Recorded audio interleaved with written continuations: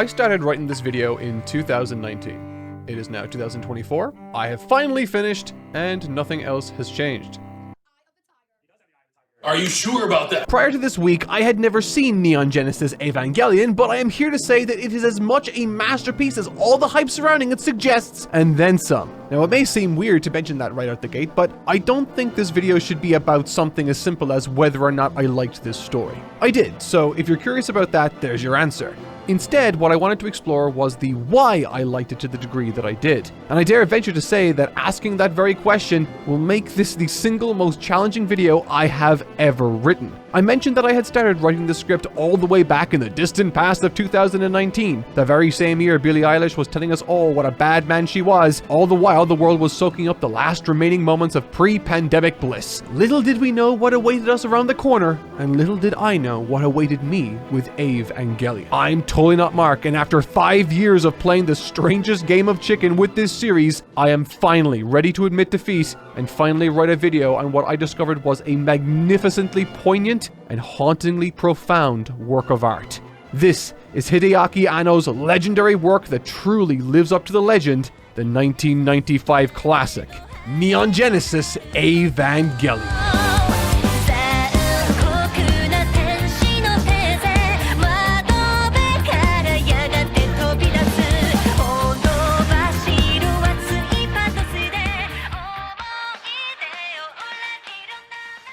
Many of you might rightly be asking at this juncture, why did it take me 5 years to watch this series and write about it? Well, the short answer is, after just a couple of episodes, I stopped, because I'm a coward that finds it difficult to process emotions. The long answer, having grown up in 1990s Ireland, adults would avoid difficult, complicated, and uncomfortable topics like the plague. Not that plague, don't worry. And so due to this, like any self-respecting millennial would, I didn't encourage my emotionally stunted parents to have difficult conversations, and instead, I took the path of least resistance and watched movies. And you know what? It worked a treat. Stories like Spider-Man taught me about responsibility, films like The Iron Giant helped me to understand that we are who we choose to be, and shows like Dragon Ball proved to me that no matter what, you will never die, and if your loved ones die, they will come back to life and everything will be okay no matter what, always.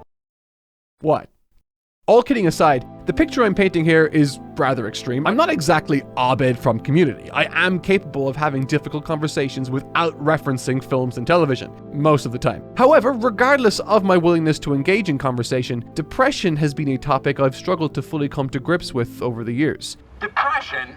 Isn't that just a fancy word for feeling bummed out? It's a condition that has crippled some of my loved ones and closest friends, many of whom have even expressed how difficult it is to communicate what living with depression is actually like to those that have never felt it. And so, 5 years ago, when my friend recommended this series to me as an avenue to explore that very topic, I picked it up, made it only a few episodes in, then dropped it.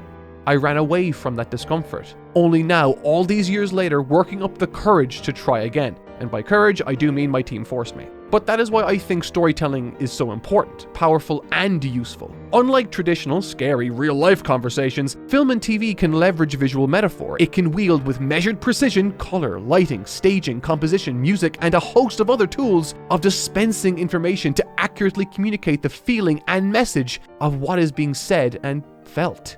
Going into this series, however, I did have my doubts, serious ones. In the past, I've consumed relentlessly depressing stories and characters that focus on themes of depression only to then find myself feeling completely alienated as a result. And that's no bueno, particularly given the fact I was in the tiny minority with these opinions already. I was starting to think that maybe the problem was with me. Am I so out of touch? No. It's the children who are wrong. Regardless, the year is 1995 and Evangelion comes roaring onto the scene and instantly takes a stranglehold on pop culture, complete with an utterly sickening amount of lore. And I say sickening because I almost want to puke at the thought of everything I won't get to say in this video. But despite being thicker than a Snicker in the content department, I want to take a moment before I cover the entire story to closely examine the first episode of Evangelion, because I think this may very well be the best pilot episode of any anime I've ever seen. Episode 1. This is not one of those stories that takes a while to get going. In fact, alongside my other favorite mech anime, Attack on Titan, yes, it's a mech anime, fuck you, fight me, this too comes out the gate swinging, which is fitting because while I was watching it, it became very clear that Isayama took heavy inspiration from this series in a number of areas. Heck, this shot here reminded me of Attack on Titan's first episode. Unlike other stories, as soon as the opening theme concludes, we aren't thrust into conversation, exposition, or even characters really. Instead, one of the most potent elements to Eva's story is its ability to force us as viewers to ask questions. For the first minute of the show, there's virtually no spoken dialogue outside of a diegetic pre-recorded evacuation warning ringing across what appears to be an empty post-apocalyptic Japanese city with streets, businesses, and transport all abandoned. Forget one episode. 1 minute into this story and already the scene is set. I'm leaning in feverishly and totally understand what this story is trying to tell me. COVID came early. Nah, just kidding. It's monsters. And robots too, but they come later. This is when we meet our main character, the demure 14-year-old Shinji Ikari.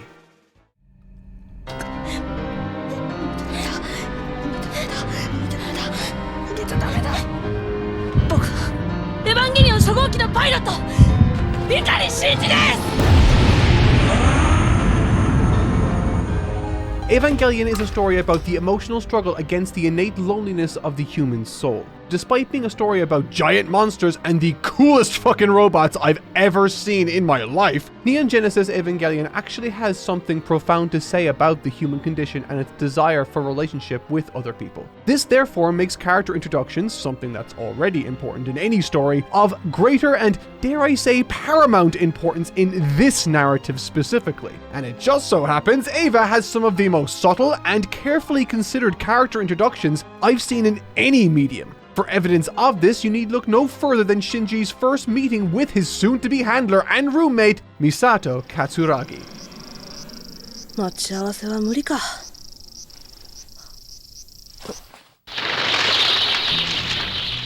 As I alluded to earlier, Anno has informed us that the city is being evacuated while showing us the military presence and the giant incoming monster. The implication of this pre-recorded alert ringing around the city being that this is something people have seen before and know about. It's possibly even routine. And by the looks of things, plenty of people had plenty of time to get out of there. The message to evacuate is even echoing through the very payphones Shinji picks up. But despite the exceedingly obvious danger, he's still in the city. Why?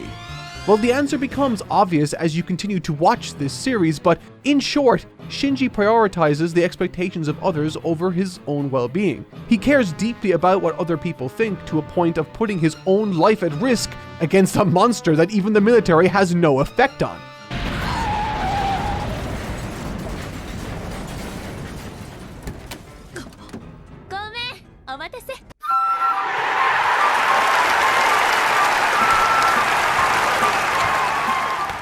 People love Misato. I love Misato, and if you don't love her, I'll fight you. But with her, as well as every other character in this story, there are flaws underneath the surface. Genuine ethical stains that are rooted in who they are, what they do, or both in some of the more extreme cases. But it's that very uncomfortable complexity that ultimately made me fall in love with this series, as it forces us to look beyond the two-dimensional archetypes we've become comfortable with within anime and accept that we are all so much more than the squeaky clean facade we display proudly to the world.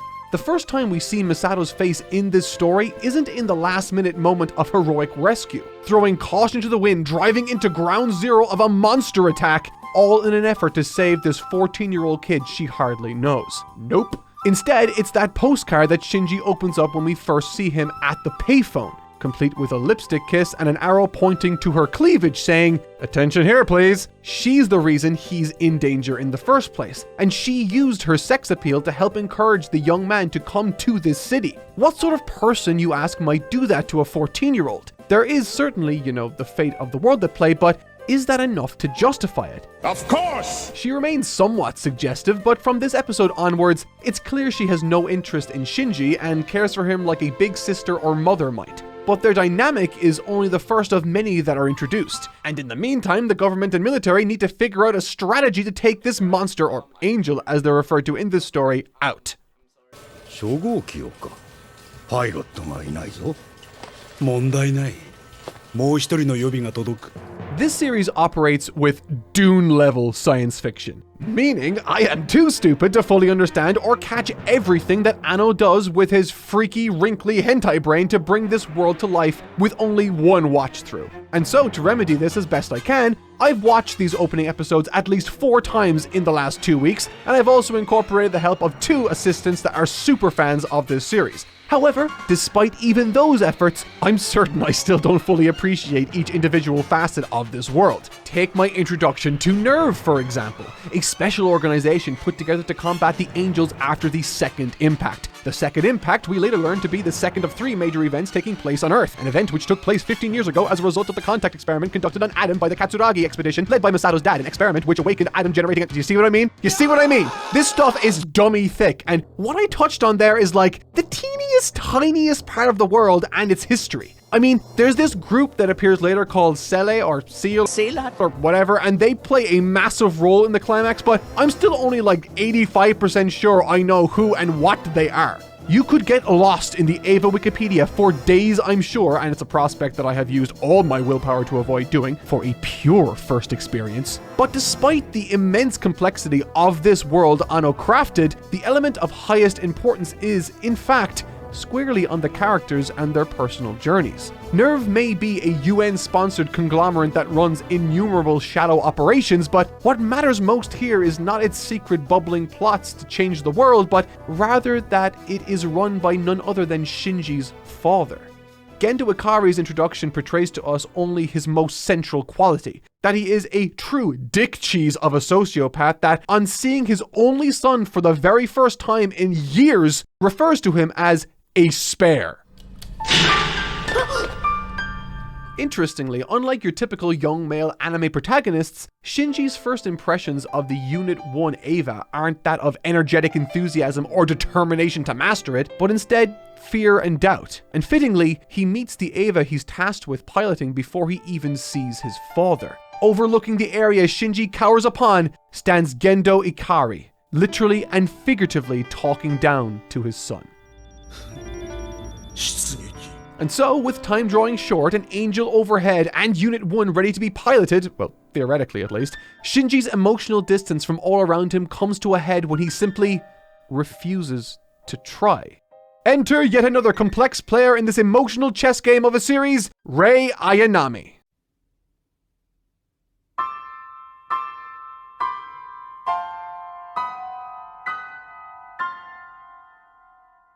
Rei is one of the series' main characters and the first child or primary Eva pilot currently. As introductions go, Rei is by far the most disturbing and overtly miserable, which honestly holds true to her tone across this entire story. Unflinchingly and without hesitation answering Gendo's beck and call when Shinji refused. And she ain't looking too good. In this moment, she's a wonderful motivating factor that forces Shinji to reconsider, but even outside of this scene, once she's healed, we rarely see her speak, see her smile even less, and at times, she's borderline listless, which is honestly understandable given Zayn effectively broke up One Direction in 2015 that year. Personally, I still can't get past it without choking up. Zayn, please. Dejected and disillusioned, Shinji mutters something to himself that is more revealing than anything we've seen so far. He says, "I'm not needed after all."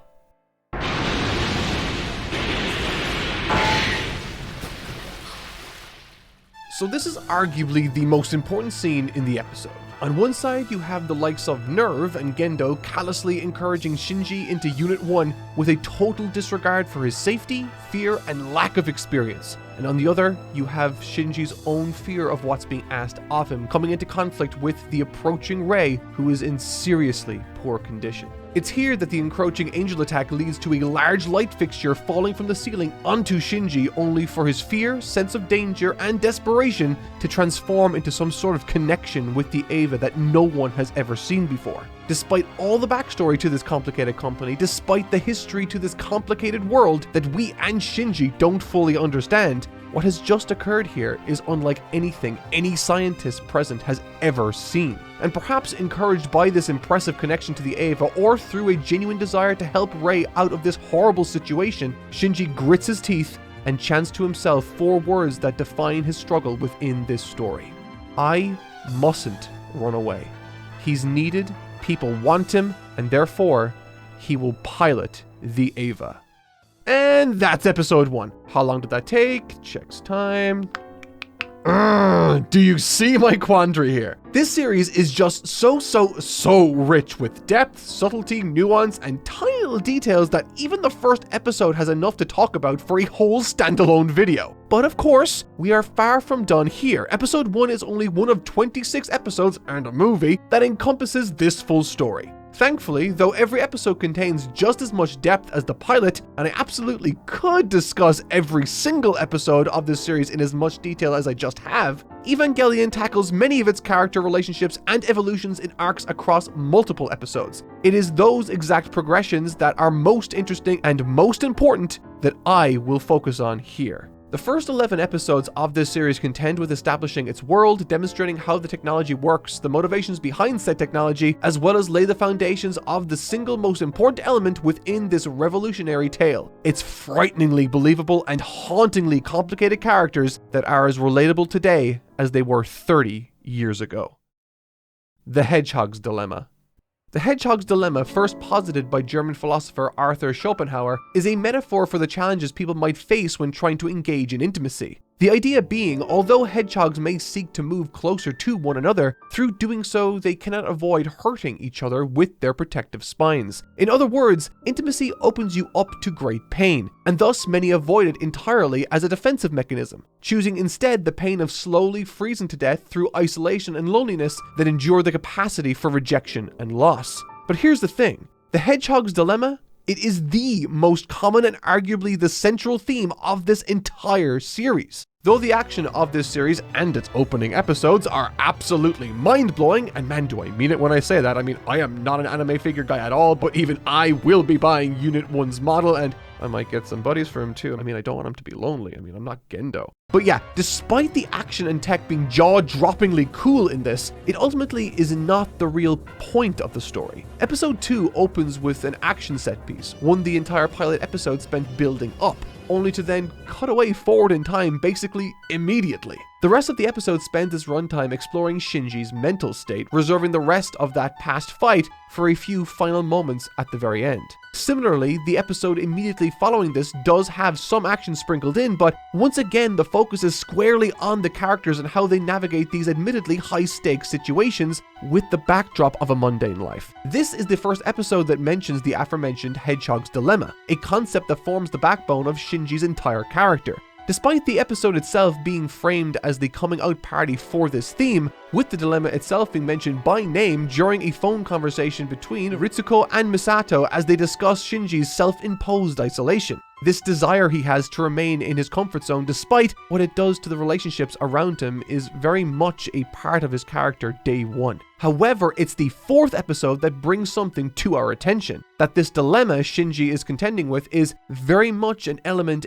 every character in this series contends with on some level. Most notably Misato. And by the way, this episode is fucking outstanding and gorgeous, and it highlights one of the things I fully intend to be covering in greater detail later when I discuss the miracles this show's art style, storyboards, and overall direction has managed to pull off. But focusing on Shinji's internal disconnect with those around him, the direction of this episode highlights this beautifully through scenes like this, where Misato speaks to Shinji after Nerve Security brings him back to her apartment. The powerful framing of him dwelling in the dark with a big blue line drawn between the two is captivating, and a wonderfully artistic and visual depiction of what it's like to isolate yourself from the person who genuinely cares for you the most. It's a touching story with a tremendous amount of conflict, none of which takes place in an Eva unit. A subtle highlight for me though, outside of the tear-jerking ending, has to be the time Shinji spends with his schoolmate Kensuke. During this encounter, Kensuke expresses a nerdy and childlike desire to operate one of the Evas.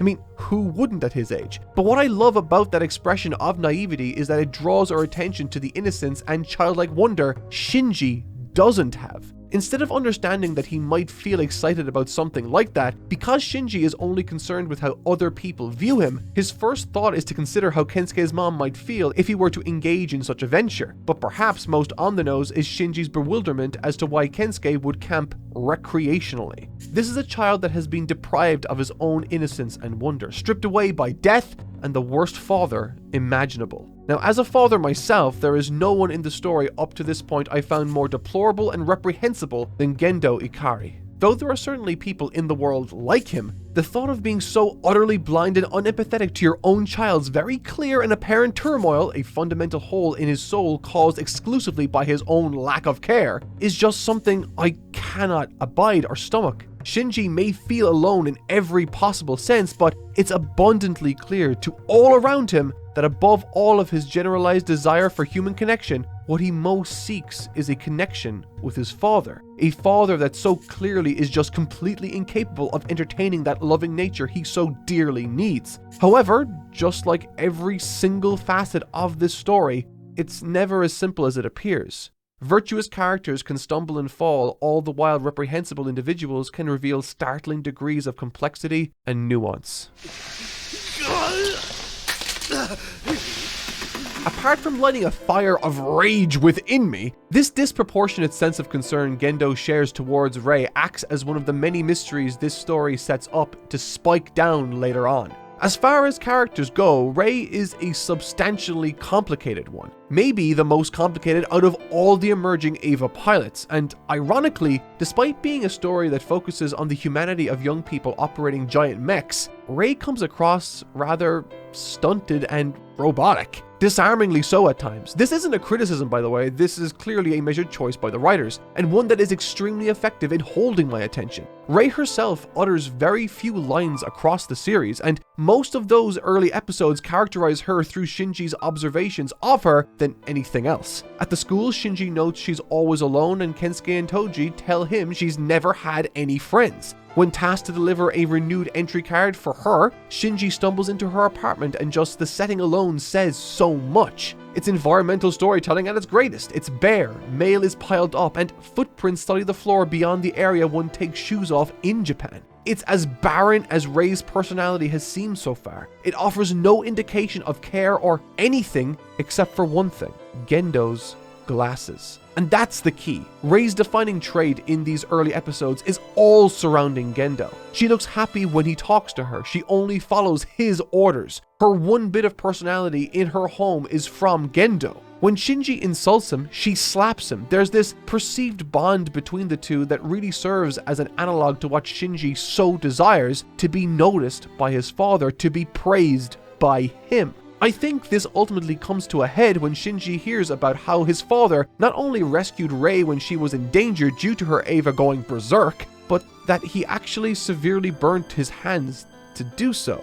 It's an act that seems so selfless and caring to Shinji, and not one he has ever been on the receiving end of. But there's a sad irony to all of this. While Rei has what Shinji wants, that's really all she has. As Ritsuko says, she's a nice girl, but she's not very adept at living. And I think this largely comes to a head in the conversation prior to the sniper battle against Remiel. Shinji asks why she pilots the Eva, to which she responds that it's a bond, not just to Gendo, but with all people. She says she has nothing else. It's a moment that aligns the pair in totality. They both seem to truly believe they are of no worth without their role in piloting the Evangelion, without their connection to Gendo. And yet, the final moment of this 6th episode sees a perfect mirror image of the previous one. It's Shinji rescuing Rei this time. In floods of tears, he tells her to never say she has nothing else and that it's not true. And while she struggles to know how to react, she smiles when Shinji suggests it, and it appears to awaken something within her, that there is care for her beyond the Eva.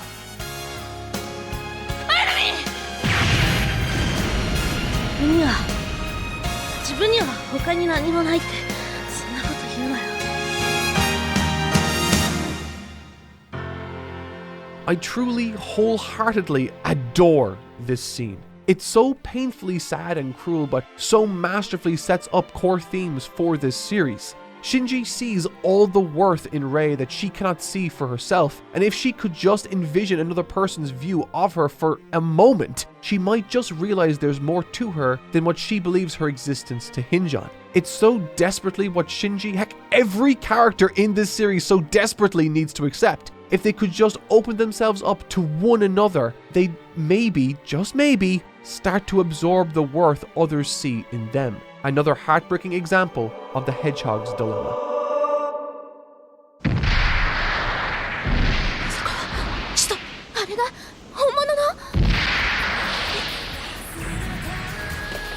シェア私に帰りなさい生まれる前に違うこんなの私じゃないアスカはまだ子供だからな寂しいの違うそばに来ないで私は一人で生きるの誰にしないで誰にも頼らない僕を見捨てないで自分で考え自分で生きるの僕を殺さないで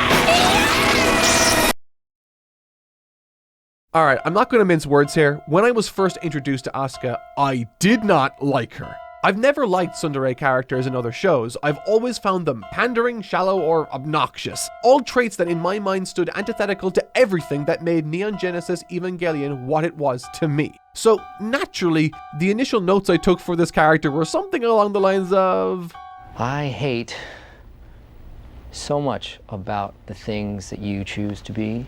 I basically saw her as a caricature, a two-dimensional, braggadocious stereotype of a character that offered little beyond contrasting with her fellow cohorts while tainting what was a story full of complicated characters. And then I saw this scene.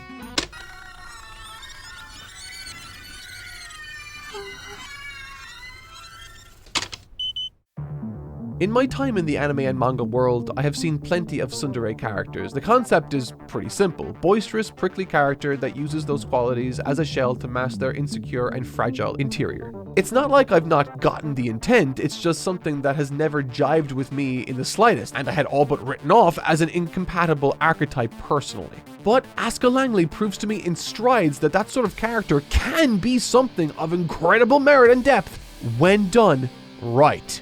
From the get-go, the posturing Asuka exudes is not hidden at all, but it is the tender nuance of those internal turmoils and what she brings out of her neighboring cast that makes her character truly shine. Next to Asuka, both Shinji and Rei look like slightly different shades of grey, compared to her loud vibrance. Every action she takes forces fundamental conflict and turmoil to the otherwise measured characters around her. Hell, her first outing in an Eva takes Shinji from "I don't want a pilot" to him tandem biking an entry plug as Asuka bursts onto the scene, extremely cool makeshift cape in tow. Even beyond this aspect of her, as subsequent episodes roll on by, Asuka's driving force becomes apparent. More than anything else, Asuka wants, or rather needs, to be valued by others as a legitimate and valuable adult. Everything she does, every encounter or action that would otherwise be tired anime tropes, all feed into and are birthed from that single psychological need. Which,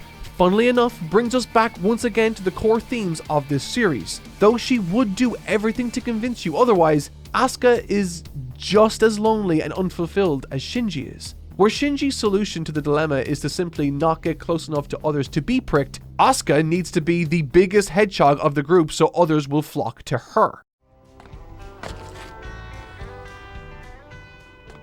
The level of cold shoulder Rei exhibits here would be off-putting to most people, but to Asuka, it begins to erode her most core failings. Alone in a foreign land, her prospects for friendship and adoration are just not what she needs them to be. Fitting then that the iconic episode 9 crams Asuka and Shinji into a metaphorical hydraulic press, forcing these two characters that are secretly so alike within inches of each other. And the results are exactly as fantastic and explosive as you'd imagine.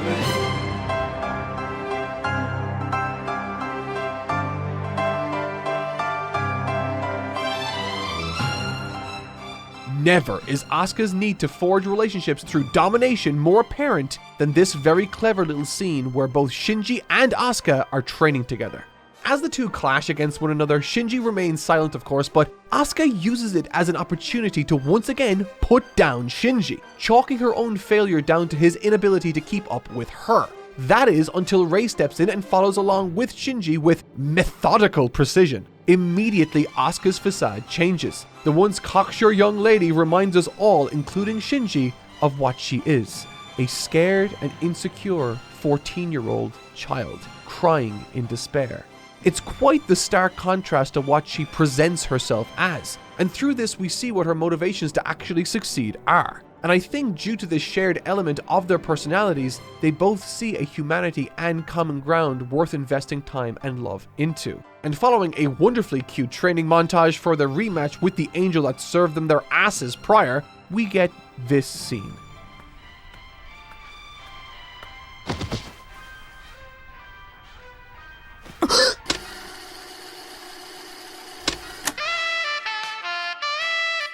Something I didn't touch on earlier was that Asuka moved into Shinji and Misato's apartment. What makes this change significant is how it's depicted in the episode. Unlike Shinji, who can fit all of his things into one small box, highlighting the fact that he could in theory leave at any moment, 1 foot in and 1 foot out, so to speak, Asuka fills every single square inch of this small home with all of her belongings, almost as if to say that she is the new number one and that this is her home now. However, now one day before the big rematch with this angel, after moving in and making a massive show of doing so, Asuka decides to sleep in Shinji's closet. And in the middle of the night, perhaps out of fear, perhaps out of loneliness, or perhaps a combination of the two, she lays down next to Shinji. It's such a wonderfully intimate moment shared between two souls that ultimately have no one else that could possibly understand them. And while they were both forced to endure this training together, I think it's safe to say that at the very least, they both make this strange apartment feel a little more familiar and warm for one another.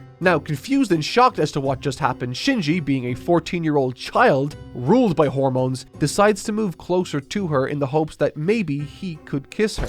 But before he could make that horrible decision, Asuka, famous for scathing remarks and criticisms, whispers for a mother that's never there.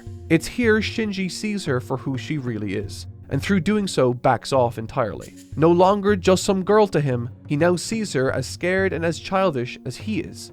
A kid, a human. Shinji, a son with a father that doesn't want him, and Asuka, a daughter with a mother that had no time for her. You couldn't write a more perfect example of a pair of characters suffering from the Hedgehog dilemma. Through this relationship with Asuka, Shinji gains a close friend that shares in the experiences he does. Thanks to Asuka, he's never alone now. However, through getting to know her, he is placed in increasingly uncomfortable circumstances, reprimanded, called out, and in some cases, placed in unnecessary danger. On Asuka's side of things, she too has found possibly the only person in the world that can relate on some level to what she is dealing with, feeling totally alone in a strange world that demands excellence out of thin air. But through supporting and working alongside Shinji, she is actively helping his rise and ultimately his surpassing of her in the Eva pilot rankings, which is honestly such a fascinating concept for a pairing and, in its purest sense, the ultimate representation of this particular dilemma.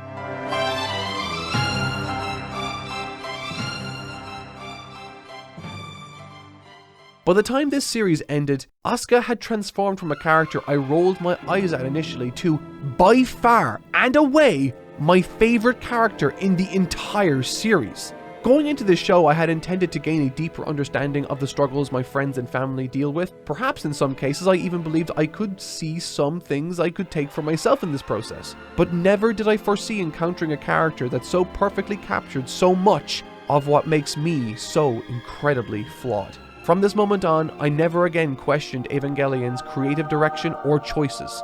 It had totally earned my trust. The middle section of any story can fall prey to an array of common narrative issues, not the least of which being pacing. All too often a story can get bogged down in the middle and just start to drag. The beginning of your story, even a prolonged one like Evangelion's, benefits from compelling and exciting character introductions, and in the case of Evangelion specifically, a healthy amount of backstory and mysteries too. On the other hand, endings to stories are fun for entirely different reasons. If done right, endings are the cherries on top of the storytelling cake. The payoff, the climax, no matter what, there's an anticipation built into a climax that makes it, by default, more compelling than the other sections all else equal. This is why, when I'm judging the quality of a particular story's writing, I gauge how interested I am in the middle. Does it fall prey to pacing issues? Does it get lost? How does it decide to structure the exposition and exploration into the themes that define the series? How does it contribute to the overall experience? Well, in the case of Evangelion, once the character introductions had concluded and we had well and truly reached the middle of its story with episode 12, the overall narrative really begins to settle into this more episodic style of storytelling. For most people, this is totally fine, but outside of a few notable exceptions like Avatar: The Last Airbender, I don't often find this particular style of storytelling as compelling as a serialized or more straightforward approach might. And given that Evangelion already had so much mystery surrounding its setup, at this point in the tale I was craving for more plot progression. And to make matters even more unfortunate, episode 14 popped onto my screen. The obligatory recap episode that's present in the vast majority of anime, not great timing. And so, given what I've just explained about my own tastes, this unfortunate episodic stretch in the story's middle seems like it has no chance but to fail. The answer? No, not in the slightest. And that might even qualify as a better compliment than any of the praises I've sung thus far. This format, while it might not be optimized for my own subjective or personal tastes, is still stitched together remarkably well by this story's primary and most insanely well conceived of component, its character writing. 私の父はね、自分の研究、夢の中に生きる人だったわ。憎んでさいたわ。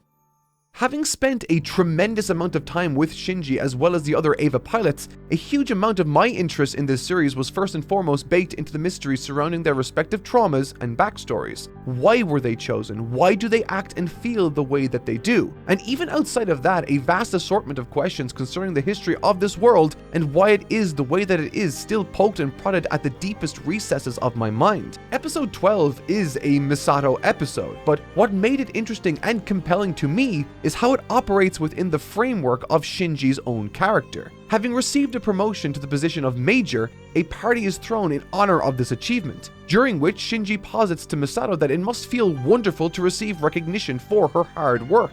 Responding to this, she states that while yes, she certainly appreciates the acknowledgement, that isn't the real reason why she works so hard. It's not her why. This is the question asked of the characters in this show. Why do they do what they do?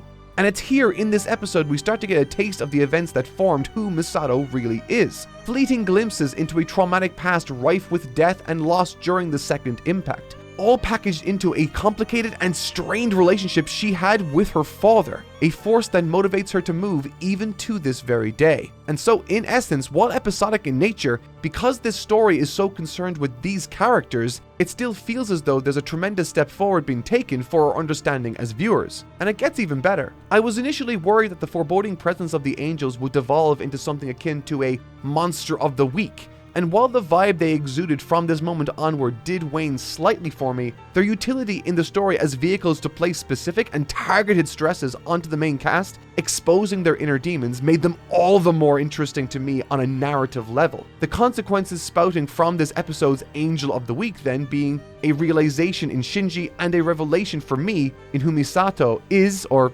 rather can be. I've often said that characters under stress are characters forced to act honestly, perhaps in ways they might not be proud of. Certainly the circumstances are dire in this episode specifically, but this angel offers us the chance to see more of who Misato truly is, and in the process begins to shed light on questions I've had all of this time. Questions like, what sort of person would lure a child into a war zone the way she did in episode 1? Well, as it turns out, it's the very same sort of person who would suggest to a bunch of 14-year-olds that they should consider preparing their wills for the mission she's ordering them to undertake. Circumstances are dire and she does her best, but this is an incredibly dark scene and she delivers this dialogue with a frighteningly matter-of-fact tone. And despite the conclusion to this episode being a successful one that led to no loss of life, alongside that haunting scene is the most important discovery for Shinji so far. Having successfully executed his mission, he receives praise from his father. This is what he wanted. He finally now realizes that this is why he pilots the Eva. This is Shinji's why. だが現在の汚れなき浄化された世界だ。 Why is a question that truly permeates through this show. Why do these characters behave the way that they do is certainly one of them, but I think as a viewer, the underlying question is very much, why is any of this happening?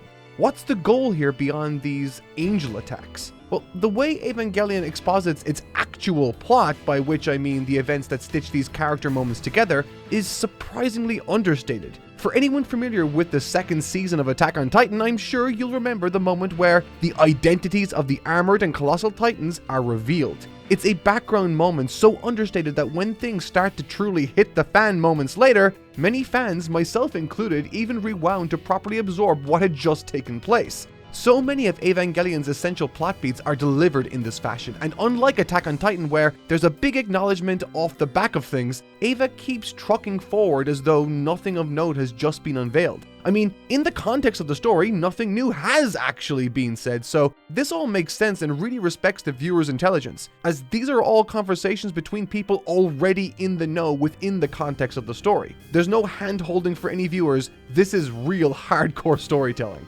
Furthermore, there's a great deal of talk about preventing a third impact, but the details of a second impact are a literal background note at first, which is then revealed to be a cover-up story later. As it happens, mankind discovered the first angel there, but then even that's only half of the story. Then there's all this talk about the Human Instrumentality Project, the Dead Sea Scrolls and their prophecies, and groups like the Murdoch Institute and Zila. Zila? Whew.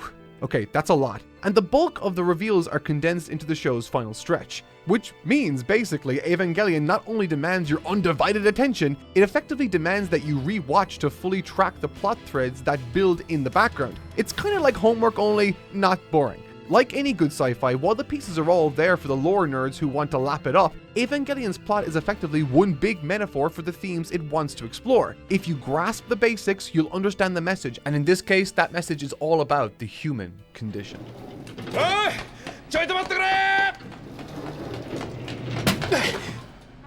One of the key figures that ties Evangelion's plot and themes together is the character of Ryoji Kaji, Evangelion's very own James Bond. Through his character, the story unveils an atom embryo that's handed off to Gendo. He finds out that the Murdoch Institute that selects pilots is just a front to mask Gendo and Co.'s own bidding. He shows Misato the crucified giant beneath Nerve HQ. That one took me really by surprise. But yeah, with his hands in the pockets of almost every organization within this series, he's a vital figure in how the show exposits its information. And yet, he's also a vital figure in the character exploration of not only Asuka, but most importantly, Misato. For much of this series, I've been somewhat baffled by Misato, from her peculiar coldness for the mission to the way she uses her sexuality in ways my prude Irish upbringing was screaming in discomfort at. But that all comes crashing down for me as a result of these episodes. Like so many characters in this series, Misato is ruled by a traumatic event from her past. This 12th episode kicks off with a harrowing view of Second Impact as her father sacrifices his life to save her from the calamity. It's a moment that is recontextualized within this very episode. As Misato speaks to Shinji, she reveals conflicted feelings towards her own father, someone who had no time for her or her mother due to his work obsession, who readily let his family life fall apart and yet saved her in his final moments. She joined Nerve ready to rid the world of angels, something she posits may be to get revenge or simply to free herself from the emotional chokehold he has on her. These complex familial relationships ring out across so many characters in this series, and it's so fascinating to see how they manifest in each other's own behavior. In other words, everyone seems to have daddy issues, or mommy issues, I guess. In Misato's case though, it manifests in how she reacts to, well, most everything, but mainly any sort of emotional stress or negative turn in her life. Underneath her jovial exterior is a woman consumed by loneliness, and nowhere is this clearer than in episode 15, entitled "Those Women Longed for the Touch of Others' Lips, and Thus Invited Their Kisses." It is a masterpiece of an episode from top to bottom, and to this day, remains one of my favorite episodes in the entire series. There are no angel attacks, nor a single combat sequence. Nothing. It is a character piece from top to bottom, and for Misato, this all begins at a wedding after party with Ritsuko and Kaji. While this show has never shied away from mentioning Misato and Kaji's past relationship, the truth of its demise has largely been left unexplained. But I think what's interesting is how Kaji describes them living together as just, quote, playing house. And I can't help but intuit neither were really capable of letting one another in and moving to that next level. It was a facade for comfort born out of loneliness and codependency issues. This idea is sort of reaffirmed in how Ritsuko responds to the conversation with a scientific metaphor, as she calls it homeostasis and transistasis. One is a force for the status quo, and the other's a force for change. It's a metaphor that speaks to the human condition, the idea that we all love consistency and comfort, and yet desire change and progression. We have to contend with both to truly move through life successfully. But But that never happened with Misato and Kaji. Instead, she just ran away. And soon, we learn why. 気づいたのよ。カジ君が私の父に似てるって。 This heartbreaking confession is the culmination of Misato's deep-rooted trauma, spoken aloud for the very first time. She could never face her complex feelings towards her father. She could never contend with falling in love with a man who reminded her of him. She simply ran away from it all and instead seeks vapid companionship in the arms of men who'll have her because it's easier than facing a meaningful reality. She fights the angels for reasons she doesn't seem to fully understand herself. It's such an incredibly raw scene, full of emotion. I couldn't help but sit there and wonder if she would forever be beholden to this feeling. I couldn't help but think about whether she invited Shinji to stay in her apartment for her sake rather than for his. Whether she would be able to properly withdraw from Nerve's plans and live her own life. So many actions throughout this series seemingly born from an abject fear of confronting the past and conquering it.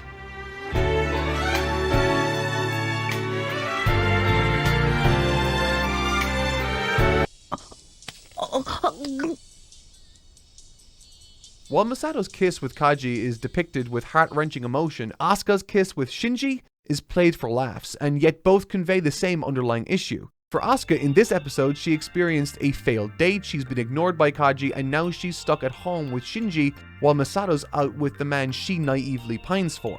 What's framed as a request out of boredom is really a page from Misato's playbook, to replace sadness with companionship. And much like the results of Misato's behavior, it brings no real joy, not even a fleeting moment in Asuka's case. She opened herself up to Shinji and was immediately hurt when he didn't reciprocate with any real interest. As a result, she simply closes back up and falls back into the same boisterous shell that defines so much of her screen presence. And when Kaji returns with Misato, that hurt only runs deeper. Feelings of isolation hitting 3 times within a single day, all from moments of vulnerability. And so I'm sure I don't really need to point out to you all why this once again all ties back into the Hedgehog's dilemma, even if it's now consumed in various other behaviors.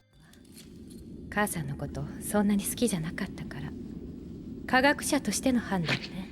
This array of episodic episodes contends with so many pivotal character beats, and I think that's why I largely found myself enjoying them despite my general distaste for this type of storytelling format.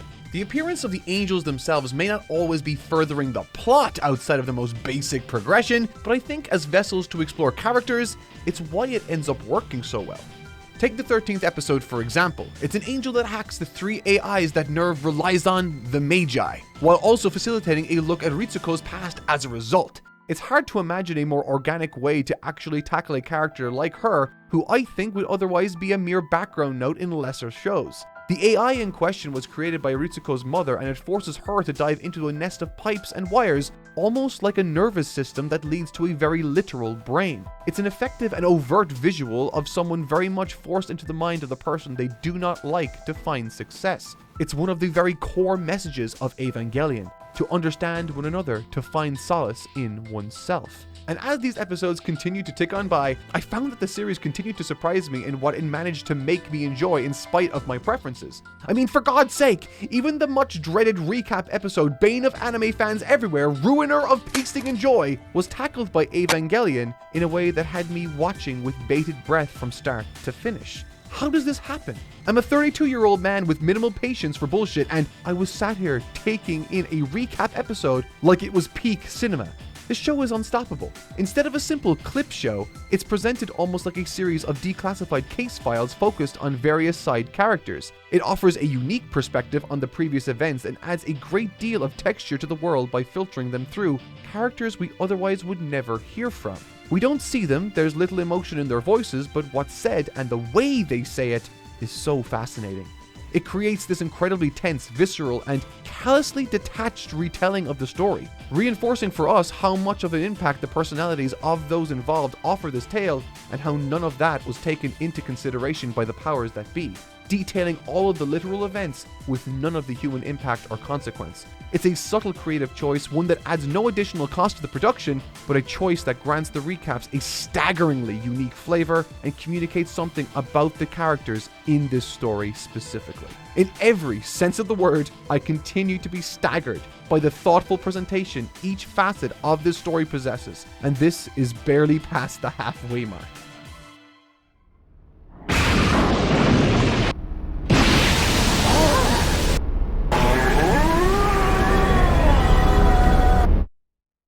You know, it's funny, I came into this series well aware that it tackles difficult issues, and yet I still found myself surprised when the Evangelion battles fell by the wayside. It wasn't until I rewatched that I noticed, but from episode 13 through to the start of episode 16, there's none of that stuff outside of the recap episode, only the hacking angel that Ritsuko deals with. Because of this momentary shift away from Eva battles, once they do return to our screens in episode 16, it sort of feels, I don't know, special. And not just because it's been a while since we've gotten some Eva action, but because of the dramatic differences we notice in the Eva pilots since they last took these bad boys out for a spin. Okay man, where the hell did that come from? Chill out dude, you don't even shave yet. Something I intentionally left out of my analysis in the prior sections were the key scenes that impacted Shinji himself. During episode 12, he receives genuine praise from his father, which ignites a spark within him like never I've seen before. By episode 15, he's worked up the courage to visit his own mother's grave with his father, and while their conversation is, I don't know, stilted, Shinji expresses his joy for the chat in a rare moment of courage and vulnerability.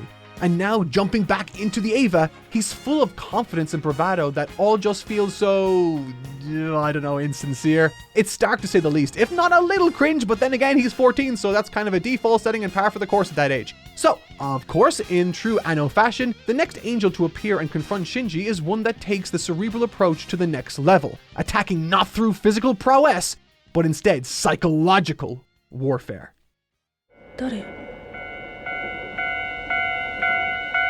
This is the section of the story where my initial approach to the series of learning more about the emotional problems my friends have faced started to really transform into... This whole thing, all of this, it's all about me.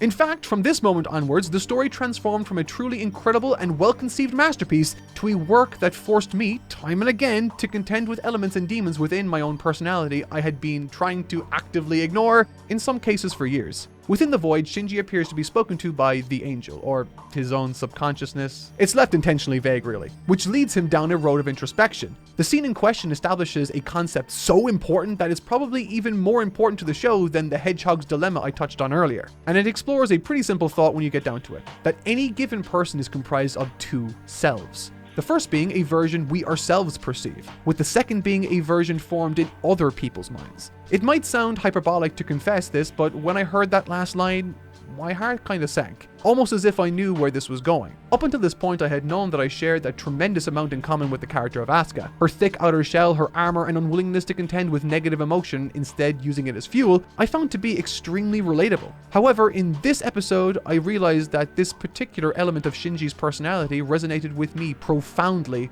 and is the source of most of the anxiety I face day to day. This is where this show became something new, something unlike anything I had experienced before. And this is what makes Evangelion, in my opinion, arguably the best written anime I've ever seen.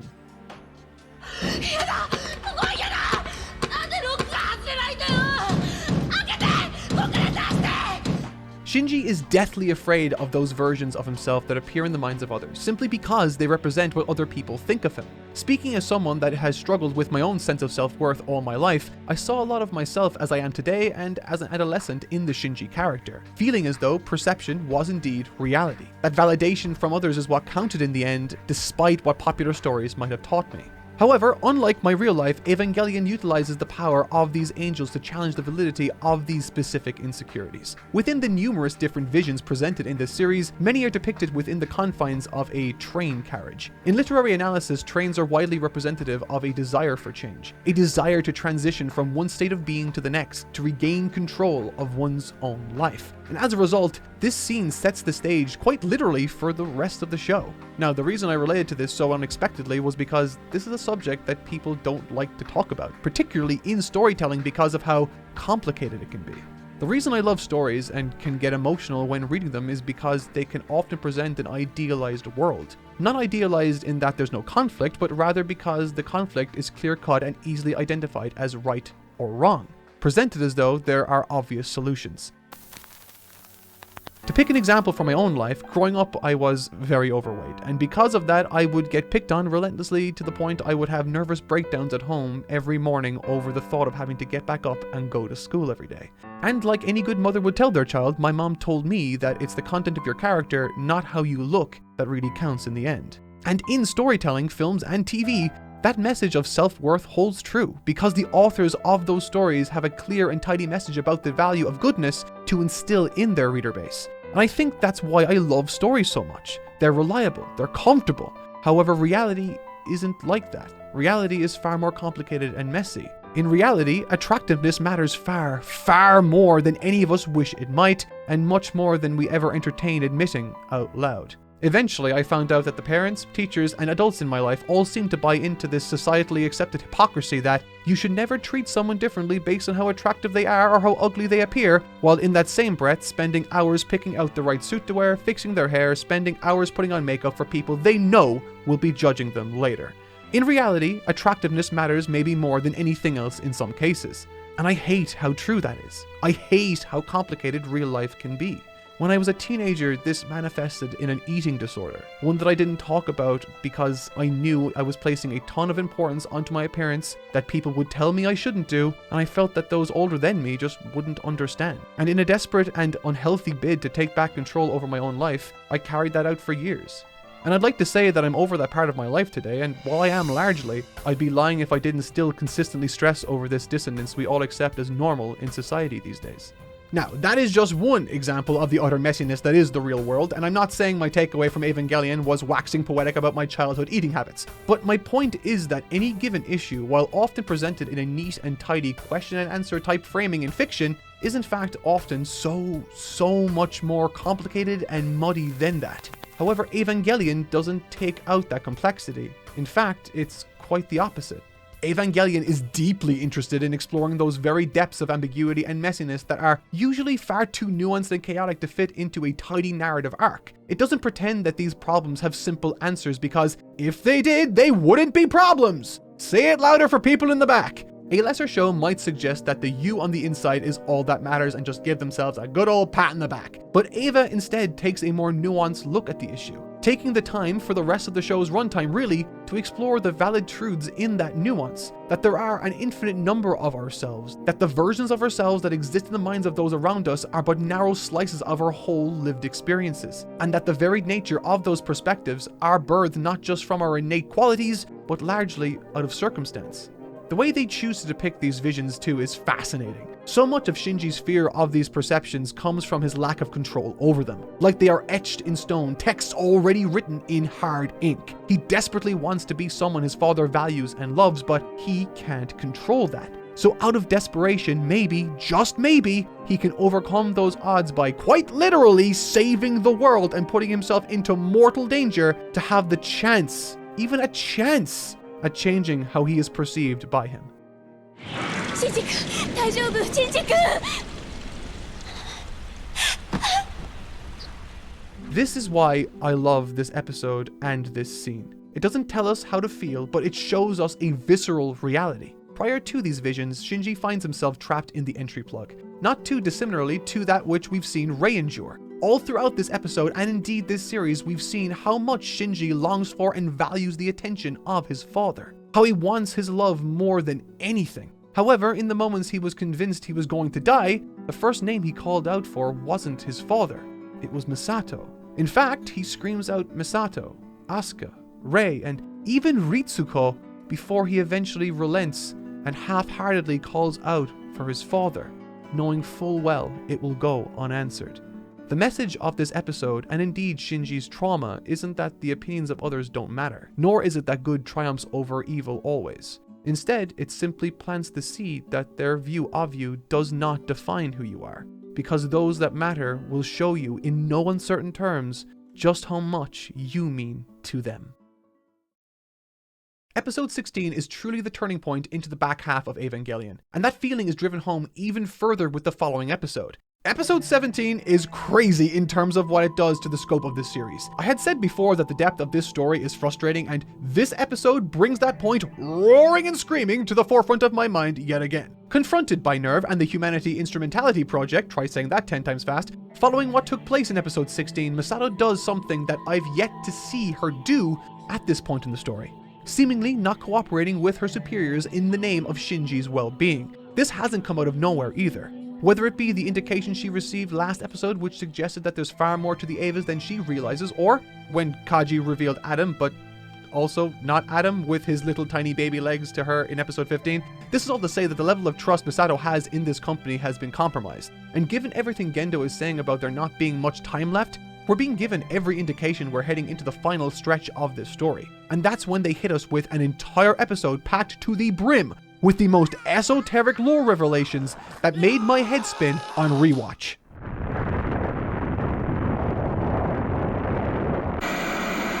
So yeah, look at that. As it happens, there's a Nerve HQ in Nevada. Go figure, right? Or rather, should I say, there was a Nevada HQ. There isn't anymore. The very first time we see any indication of this premises, we see it explode, destroyed for the rest of the story. So as it turns out, Nerve seldom mentioned international branches were working on a whole mess of shit like the S2 engine, which, again, no fucking idea what that is. Kaji reveals to Misato that the Marduk Institute is a front for Nerve, which I know is supposed to be a revelation, but on first viewing, I barely remembered that that combination of words even existed, so 90% of the time, I have no idea what the fuck I'm talking about. to reinforce just how fucking, I don't know, bonkers complicated this story can be, Hideaki Anno thought it was okay to use the term Dirac C as a throwaway term. Now, if you, like me, thought that was a place for the majority of the runtime of this show, congratulations, you're a sane and sensible human being. But you would also be wrong and Anno is laughing at you. Look at his arrogant little face. I hate him, but I also love him, such is the love I have for Evangelion. As it happens, a Dirac C, according to Google, is a theoretical model of an electron vacuum as an infinite sea of electrons with negative energy, now called positrons. Which, for those of you out there that don't speak lunatic, is just a fancy way of saying void. Why didn't he just use the word void? Why didn't... Breathe, okay. None of this is explained in the story, by the way. If viewers are to understand this story completely, they either need to have an understanding of a very specific realm within physics, or assume this name isn't referring to a geographic location like any sane person would, and instead Google it because they're trying to make a point for a YouTube video. I promise I'm only a little angry. There is one thing, however, that was revealed in this episode that I actually understood, which was important. And that's what a dummy plug is. And it's basically a fake human soul for the purposes of controlling an Eva in a pinch. But to be honest, shocking as it may seem, fleeing to Google like a beaten dog every time I don't understand the extended lore of this series isn't exactly what I care about the most. In fact, it's not really something I did at all, really. Okay, well, until I started scripting this video and wanted to know what a Dirac C is, but that one was valid. I mean, I'm not a scientist. What I do care for are the people and characters, and I think that is what Anno wants. Either that or he hates me specifically. So as it happens, a new Eva is being sent over to the Japanese base after the Nevada setup was blown to an unceremonious Kingdom Come. And so with this new Eva comes the need for a brand spanking new pilot, and this is where I realize I haven't spent any time in this already way too long video essay talking about Shinji's classmates. Okay, I'm really bad at this. Maybe the epiphany Eva will give me at the end of this video will be that I shouldn't make any more videos. Anyway, I touched on Kensuke before when he confused Shinji with the concept of fun, but fuck Kensuke for now, he's old news. To hell with him, it's Toji time. Toji's introduced towards the beginning of the story rather quickly after Shinji joins back up with school. He initially comes off as a rough bully archetype, but like everything in Evangelion, there's much more to him than meets the eye. Chosen as the fourth child to pilot Unit 03 from the USA, and bribed into doing so for the security of his own younger sister's health, looking back on it, Toji might be the most emotionally intelligent or perceptive character out of the main children. Toji and Shinji's first meeting was tumultuous to say the least. But looking back, my impression of Toji is that he thought Shinji was a jerk. Not because he had a bad understanding of Shinji necessarily, but more so because he figured that Shinji was rather self-absorbed. And in the heat of the moment, punched Shinji because it was technically his own actions which led Toji's sister to become injured in the first place. Now I thought about this for a while, and despite apologizing and giving Shinji a free punch as payback, I don't think he did that because he felt as though he was wrong, but instead because he realized that that was the very best Shinji was capable of at the time. Is Shinji self-absorbed? In a sense, yeah, kinda. He's so concerned, scared, and paralyzed by how he may be perceived that he might fail to pick up on how others actually feel, that they have lives too, full of their own insecurities and fears. There's a chance I'm giving Toji way too much credit here too, by the way, but it's somewhat fitting that this is who Toji is. Considering that he is the most well-adjusted of the chosen children, doesn't last very long at all in that position, and is totally correct about how others are going about their lives, even in the case of some of the most reprehensible characters in the series. If If episode 16 was a turning point into the back half of the story, then this is certainly the point where the Jenga tower begins to crumble and nothing is ever the same again. The last few episodes prior to this really feel like an eerie calm before the storm, building uneasy tension for what's to come, but now the storm is here.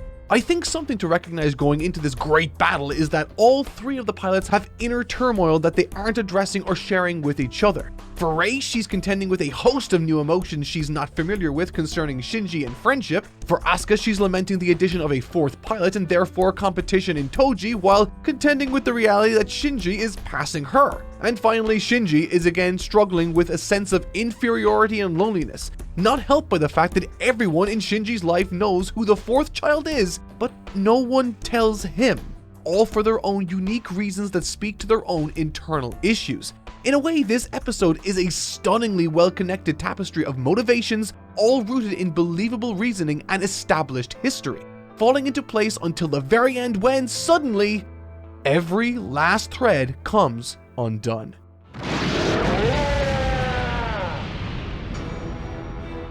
This entire episode plays as one of the biggest, most well-animated, insane action sequences we ever get in the show. But here's the rub.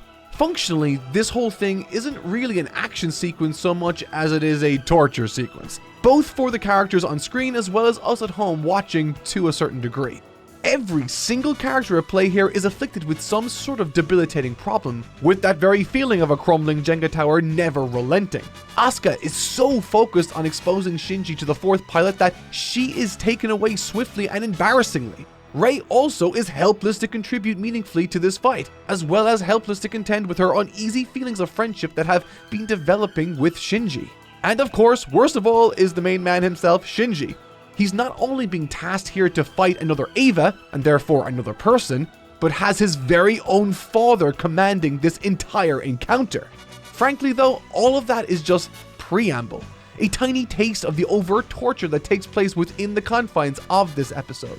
Because the second Gendo is convinced Shinji won't fight, the dummy plug is thrust into action.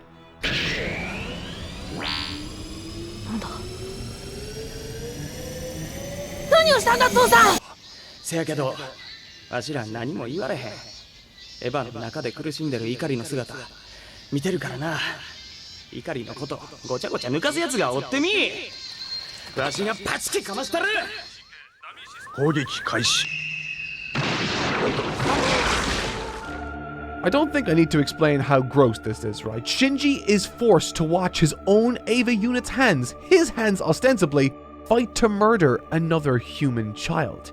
Like a state of sleep paralysis living out his worst nightmare, Shinji's cockpit is bathed in this harsh red light as he's forced to look on. So much of Shinji's journey in the middle of this series has been his slow building of confidence in his own identity. Even if it was getting there by looking at all the wrong places, but now, that's all gone. Shinji has lost any sense of self he had built up. Asuka has further lost any sense of identity she still had, and Rei is once again left at the wayside with no one even close to her. Even with the enemy Eva now totally defeated, the dummy plug refuses to relent, mercilessly ripping at and tearing, crushing the entry plug like a bug, and any hope for Shinji's well-being along with it. Eventually, we cut to Misato to confirm that she has in fact survived this ordeal, but also learns that Shinji has effectively been sitting in his Eva unit for what must be hours now, looking down at what's taken place, whispering to himself that his father made him kill that person. To his glee, he finds out that the pilot isn't dead. He doesn't find out from his father though. He doesn't find out from any of his friends or even Misato. Instead, he finds out as a team drags Toji's lifeless, limp body out of the wreckage. And it's at that moment he snaps. The episode itself is a real triumph as a narrative web of conflict collapsing in on itself, ultimately creating the perfect real-life nightmare for Shinji to endure, taking literal hours of prior development and letting them all come crashing down in front of us. The thought of being forced to look on as a prisoner in what felt like your own body killing what you know to be another kid, only to then later find out that that kid was one of your closest friends, it's sickening. And for it to be the case that everyone kept that information from you, This is psychological horror and an episode that cemented this as one of my favorite anime of all time.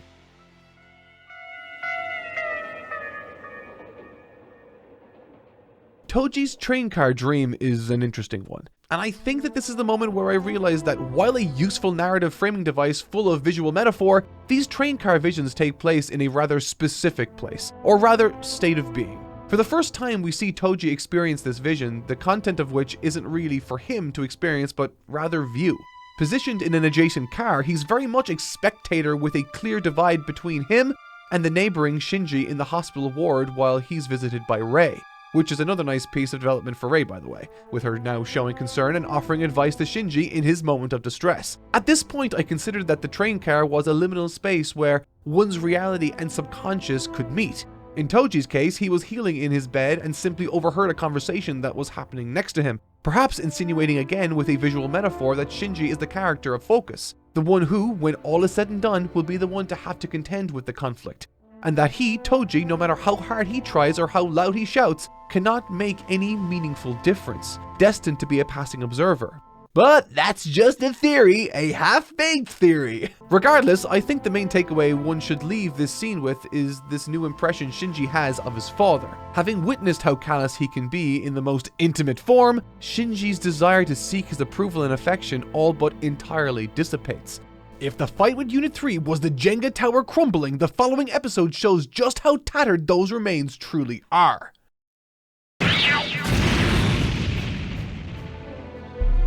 Never in the series has every single person in our cast been so unaligned and hopeless. As Ribbon Arms Angel trademark systematically decimates the entire nerve organization with hardly any resistance, nothing is left. Shinji has abandoned his Eva. Asuka's Eva loses its head almost immediately. Rei is forced to quite literally commit suicide for even a chance to take down the angel. The sense of helplessness and loss that permeates these 22 minutes is really just, it's unmatched. And it all builds to this inevitable conclusion here. With no one left, the entire world moments from destruction, all that can possibly be left is for Shinji to make that same decision once more. With one key difference, however.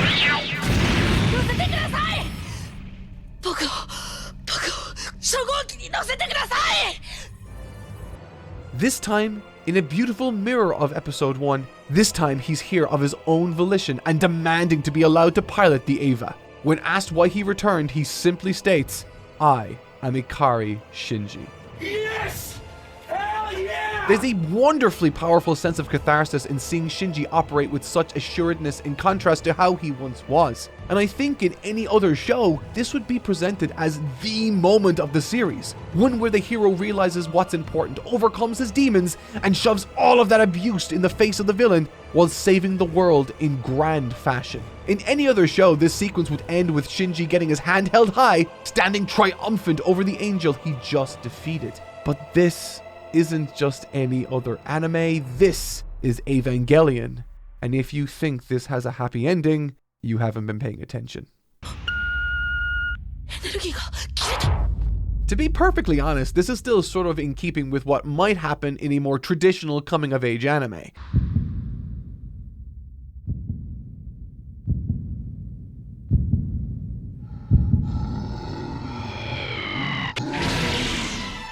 Totally immobile and unable to save himself, in a fashion that is once again very reminiscent of his first ever battle, Shinji wills his Eva into action, erupting to life. His sync rate with the beast now exceeds 400%. That's not possible, but now no longer in control of his Eva, it has gone completely berserk. And this is where Evangelion derails from other anime. Truth be told, I had always had an inkling from the very get-go that these Evangelion units were humanoid or sentient or something along those lines. That much has been clear, but early on, all hints at that hit you as a sort of cryptic intrigue, jeering you into wondering what is going on here. But this late in the game, things feel very different. We have been hinted at time and time again that these Eva units in one way or another involve these kids' parents, that in some way they have a maternal bond with the pilots. So with that in mind, seeing Unit 01 spring to life of its own accord once again has a completely different tone. One that feels a lot more heroic and loving than the previous feeling of mystery. But of course, once again, this is Evangelion. No moment of comfort or triumph can go unabated. This time around, with the armor plating now having been removed, Unit 1 bounces around like a jungle cat on cocaine, literally eating the Angel's core. It really didn't matter how much foresight I had on this particular development. The way this creature moves and roars its way across the screen is unlike anything I've ever seen in any work of fiction ever. I can see all of the influences in shows like Attack on Titan once again. However, despite that similarity and despite what I've been saying, this still feels so completely alien to anything I've seen an Eva do before. In the immortal words of Kelly Kapoor from the US office, Is bananas B-A-N-A-N-A-S. Okay, so let's catch you guys up. We're on episode 20, and Shinji he's soup now, so not exactly the heroic conclusion we wanted for him, right? But I guess it's better than making YouTube videos. Haha, self-deprecating humor is endearing. Regardless, this is where Evangelion starts to get its reputation as the anime that freaks people out both in great and horrible ways. And trust me, while this episode has some of that in there, it isn't anything compared to what's around the corner, I assure you. So the issue at hand here for Ritsuko and Misato is to figure out a way to make Shinji not soup anymore. All the while, soupy Shinji is busy having another one of those existential episodes he loves so much. This time they feature Rei, Misato, and Asuka. How fun. In addition to that, and something I thought was really cool when I first saw it unfold, there's a conversation that takes place between Gendo and a guy whose name I haven't practiced saying the name of. His name is Fuyutsuki. Yeah, that guy and Gendo have a conversation that is interjected to by Kaji. Casually, he ends up revealing that Seele and the Council are one and the same entity. This monumental reveal is offered up in such a unceremoniously scrumptious fashion that if you weren't looking for it, you may very well miss it.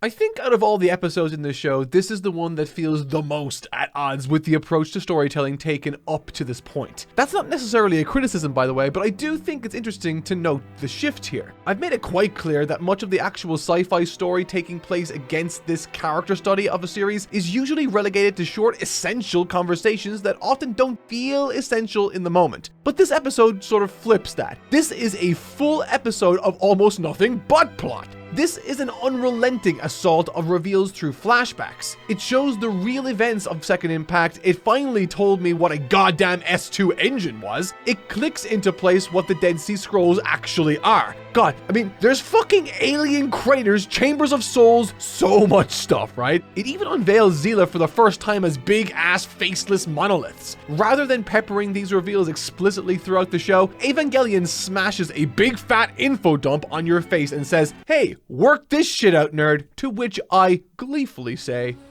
No, I don't think I will.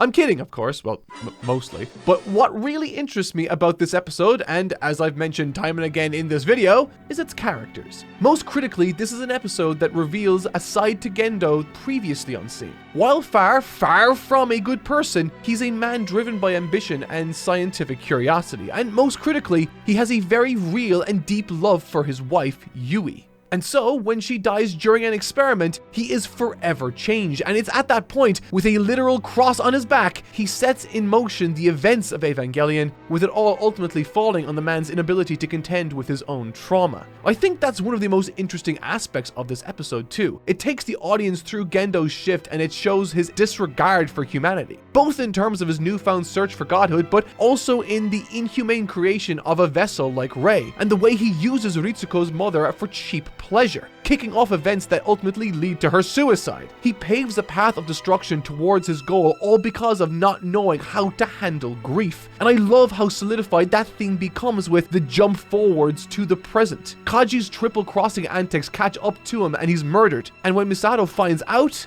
well...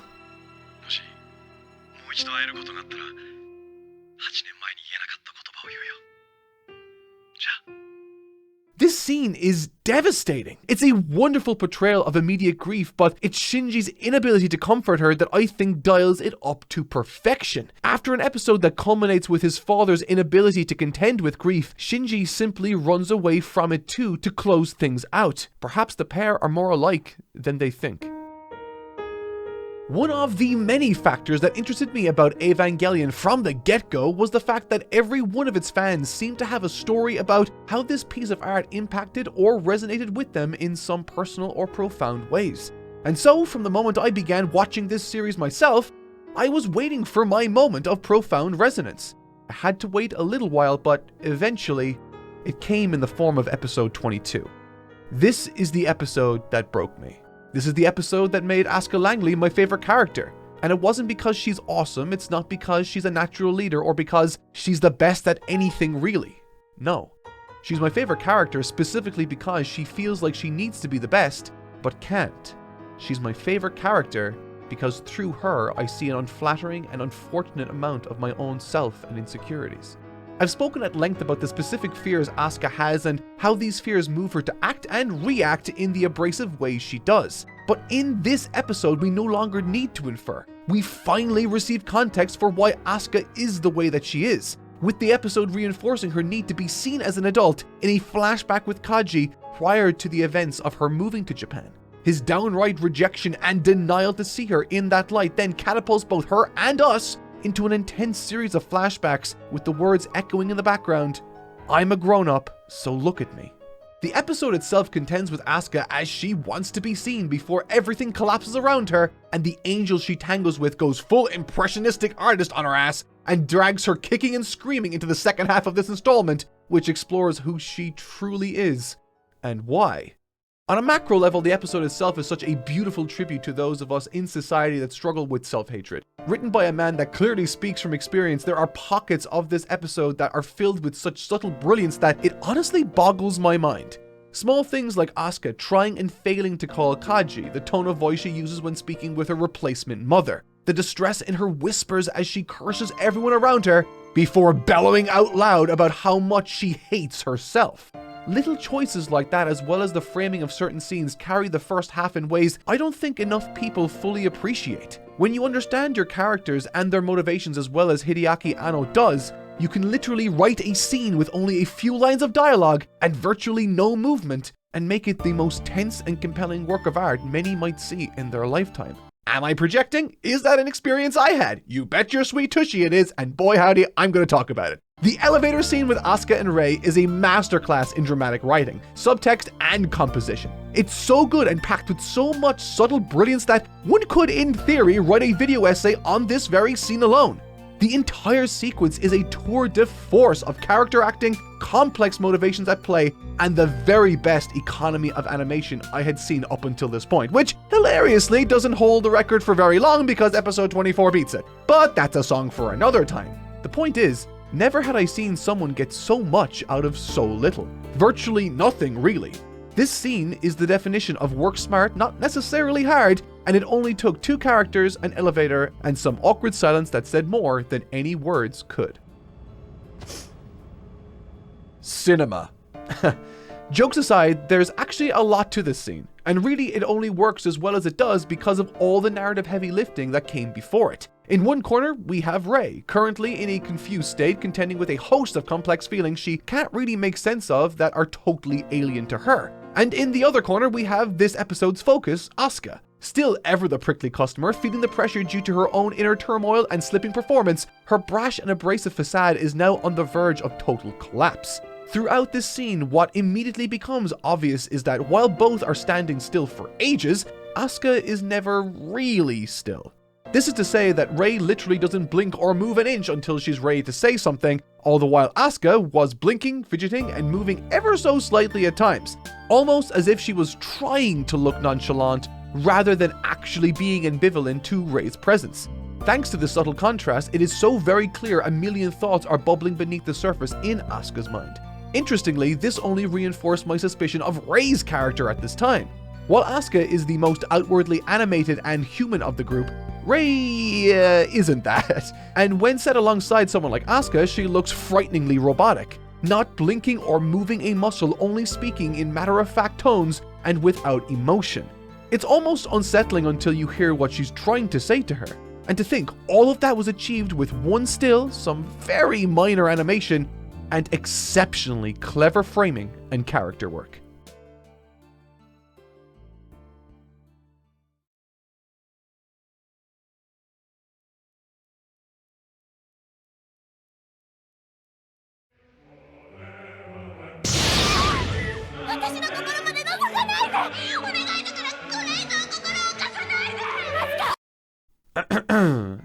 speaking as someone that feels incredibly uncomfortable being vulnerable in ways I'm not prepared for, I can truly feel how terrifying this could be for someone on a cellular level, having an angel invade their psyche, peering into who they really are against their will. However, it's the next verbal cue that honestly tore my heart out. Witnessing how distressing and mentally compromising this assault is for Asuka, Misato orders her to eject and get out of there, to retreat, and to that Asuka says, "I'd rather die here than go back." The very idea of her admitting she isn't strong enough to endure this pain, this horrific pain, is far more terrifying and painful than enduring this torture. Honestly, that kinda got me. It really did. I've shared a lot of personal information on this channel, some very personal, but it's never been something I wasn't prepared to share. At the end of the day, what I present to you all here on YouTube is but a narrow sliver of the complete human that I am, the parts that I want you to see. I don't think I'm particularly unique in this regard, mind you, which is why I think a show like this is so powerful and resonant to so many.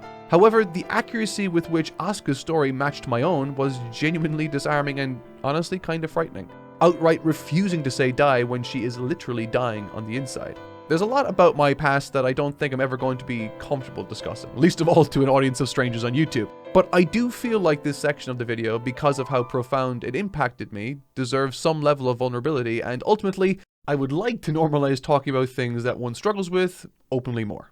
Asuka's story is one of abandonment, low self-esteem, and self-hatred. Every choice she makes and every word she projects onto the world is a calculated and measured effort not to appear as the lonely and terrified young girl she is, but to instead convince everyone that she is what she wishes she could be. And perhaps along the way convince herself that she is that person, because perception is reality after all. Prior to this mission, Asuka is seen in the bathroom talking to herself, cursing others until she eventually admits that she hates herself. When I was 2 years old, my parents split up, which meant that eventually they both started dating different people. When I was 8 years old, my dad began dating a woman who he later discovered had a drinking problem. Every single time she would see me, she would criticize my appearance and my weight harshly. For years, she would make me feel bad for the way that I was, and over time I would start to feel physically ill when I knew I was going to go see her. But I never wanted to ever let her see that it affected me. There was one time I heard her talking with one of her relatives in private, and they were laughing at me, saying truly horrible things. Things that they knew I was extremely self-conscious of. After hearing that conversation, I was so embarrassed I pretended to be sick. I didn't come out of the bathroom for over 2 hours. And while I was inside that room, I spoke to myself. I said I hated her. I said I hated my father. And I said with tears in my eyes that I hated myself. And I really meant that last one. I felt pathetic and like I deserved to feel ashamed. I felt that she was right. The story of Asuka's struggle with her identity and how she was wronged by the adults in her life as a child speaks to the struggles I still wrestle with. Struggles that intensely contribute to my lack of emotional range to this very day. There's a scene during her mother's funeral where Asuka is shown to be stone cold stoic, totally unaffected by what she just lost. That too is me. I don't cry at funerals or at death, really. And for the longest time, I used to think that it was because I wanted to be strong and there for the people that needed someone to lean on. But in reality, I think it's more to do with the fact that I just don't want to be seen as weak. I'll cry when reading fiction because it's fiction, it's not real. I've publicly cried when I was overwhelmed at the generosity and support folks showed me during my struggle with copyright and toy animation, entirely because I always assume I'm not worth consideration, that no one actually cares about me. I think this is why I connected so deeply with Asuka. She's been let down so many times by people she should have been able to trust unconditionally in her life, and as a result, doesn't trust the kindness of anyone. She can only really feel as though she's worth anything if her standing can be measured or compared to others in some tangible fashion. She's terrified of losing. She cannot deal with people seeing her for who she really is, and she will not cry. And when it comes to loss, I can't bring myself to cry either. For those of you that are fans of the channel, I'm sure you've noticed that the output over the last 6 months has been significantly less than what is normally produced. This is for a specific reason. And I'm ashamed to say that until I saw Asuka's backstory, I wasn't entirely sure what was wrong with me. In November of 2023, myself and my wife were expecting our second baby.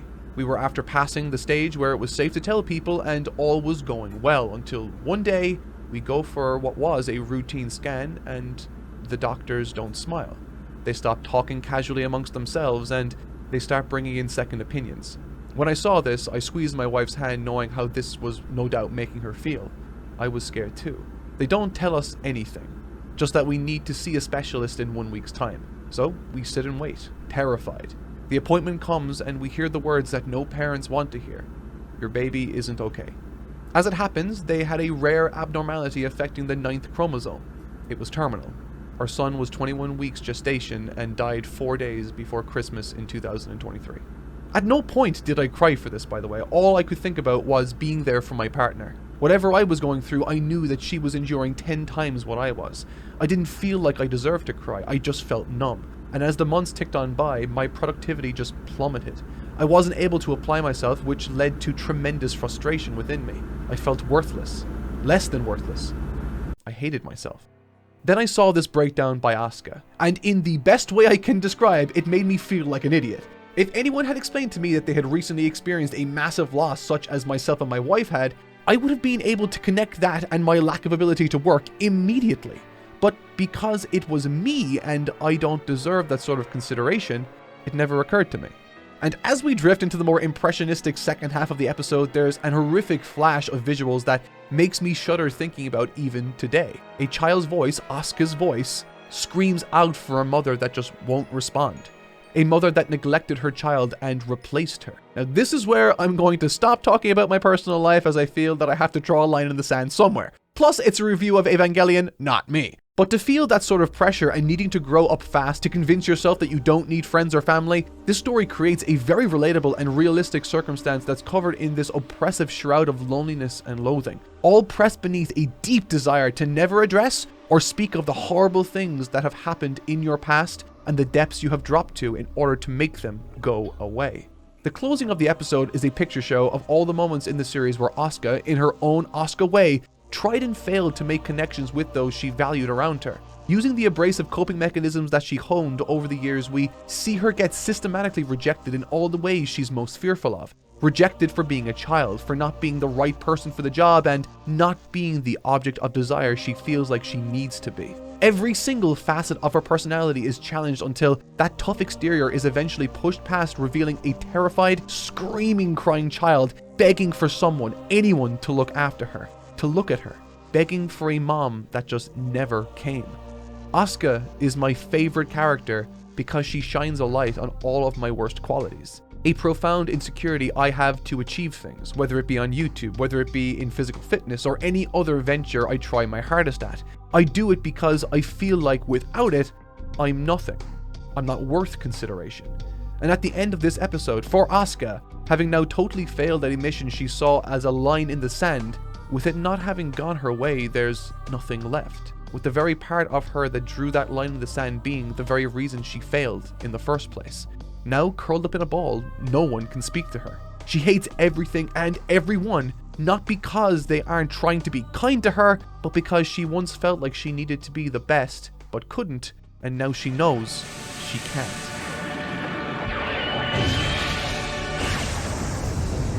Leveraging the trauma of his children once again, Gendo uses this as an opportunity to play 3D chess, removing a particular piece from the board altogether, the Lance of Longinus. Longinus? The Lance of Longinus. The rising tension that forms the meat of the finale's conflict is set firmly in place now. Zila do not trust Gendo, and the slightest wrong move now will confirm their suspicions that he intends to betray them. It's coming, and one such move comes about thanks to Rei.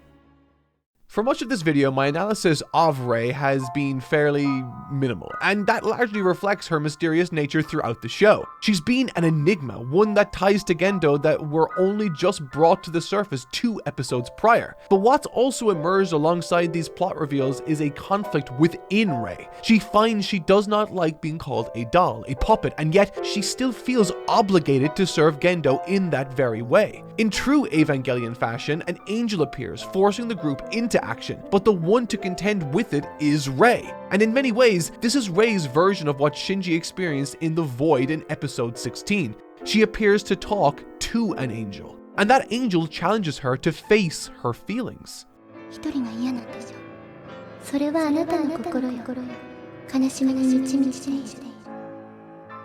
I really love how this functions on just multiple levels. This angel was feeling something, and not knowing what it was, it reached out to a human, to Rei, who understood it was loneliness. For the angel to turn around and recognize that same feeling within Rei is powerful writing. I'm sure we've all been support figures for friends and helped them recognize and resolve their problems, but it can be very difficult then to look inwards. It can be so hard to put words to even the most simple of feelings in ourselves, and sometimes having that pointed out can be devastating. これが涙。泣いてるのは私。 Sometimes those moments of realization are overwhelming, but they're the first step to finding resolution. The angel's attack is brutal, invasive. Having already begun to fuse with Rei, it turns its attention to Shinji, taking Rei's form, and that's when it happens. Rei makes a choice governed by herself. She disobeys a direct order. And with newfound agency, she realizes the only way to save Shinji is to sacrifice herself, to detonate her Eva's core.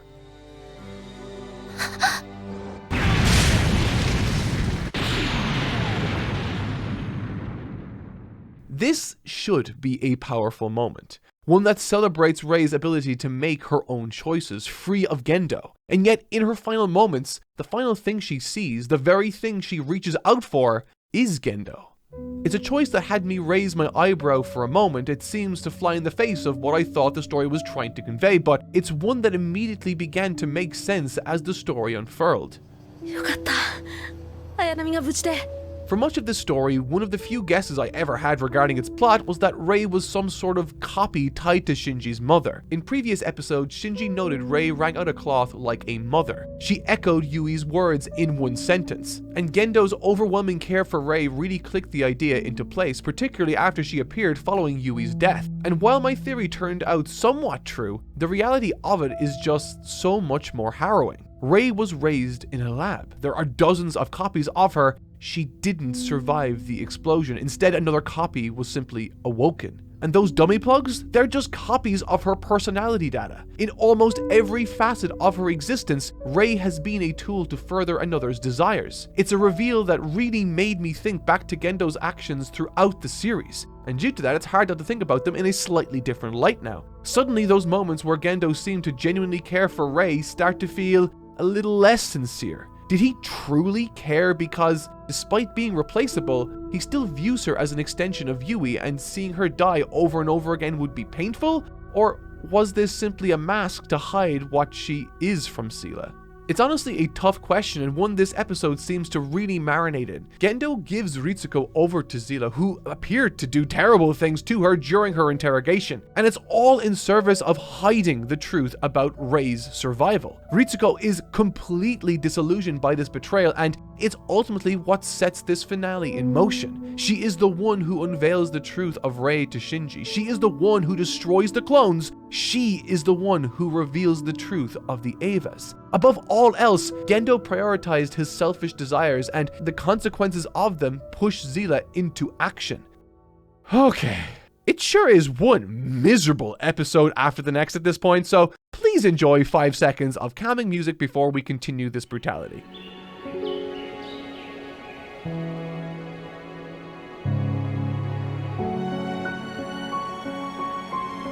Okay.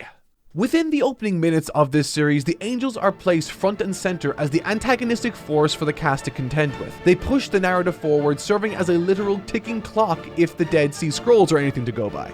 But I think what's so interesting about them is that they're really not inherently evil. I wouldn't even go as far as to call them villains. They simply move forward on instinct to reach the core of Nerve HQ, and honestly, that's by design.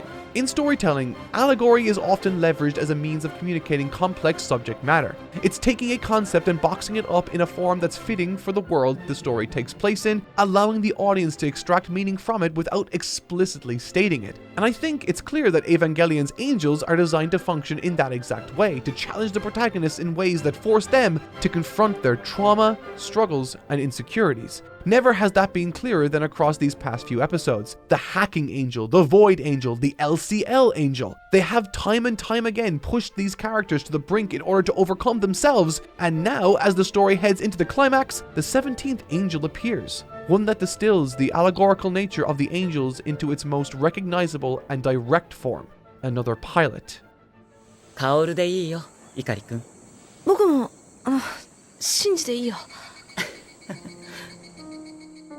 Kaworu has only around 8 minutes of screen time prior to the ending movie, and yet the purpose he serves cannot be overstated. This is a moment in the series where Shinji is approaching rock bottom. He begins this very episode reflecting on everything he's lost. All of his classmates have moved away due to the destruction. Asuka is nowhere to be found. Misato feels distant, and he hasn't the courage to approach Rei. Never has the group felt so disconnected from one another. And now in steps Kaworu, a virtual unknown, virtually out of nowhere, like a gift from the heavens, humming the Ode to Joy, a song about the connection between mankind.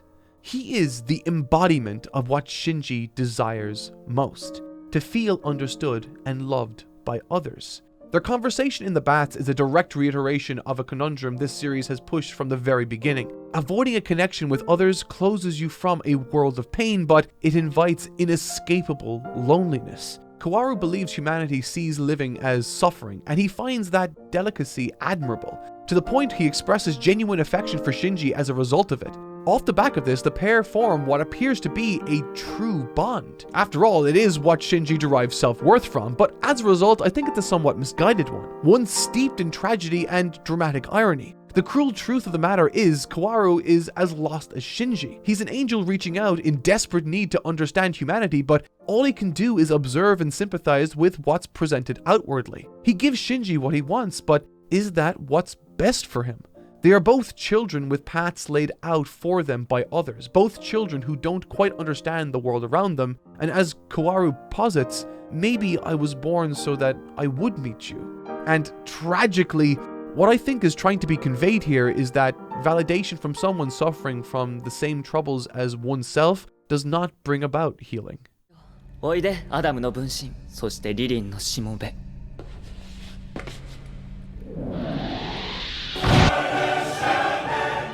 Kaworu's betrayal is sudden, mechanical, and painfully at odds with his behavior in the first half of this episode, but I think that's sort of the point. He was sent there by Sela under false pretenses, and upon encountering Adam, seemingly achieving his goal, he realizes it's Lilith. He realizes he was manipulated and used in an attempt to ignite third impact and instrumentality, looping back to some of the very first words he ever uttered to Shinji, "Like you, I'm one whose path is preordained."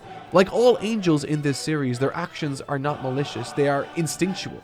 And what sets Kaworu apart is how he reacts to not just his newfound understanding of humanity, but to the knowledge of that path laid out for him. He defies fate, he decides humanity deserves to live, and rather than rolling over, he takes his life into his own hands and makes the best decision not just for humanity, but for himself, to go out on his own terms.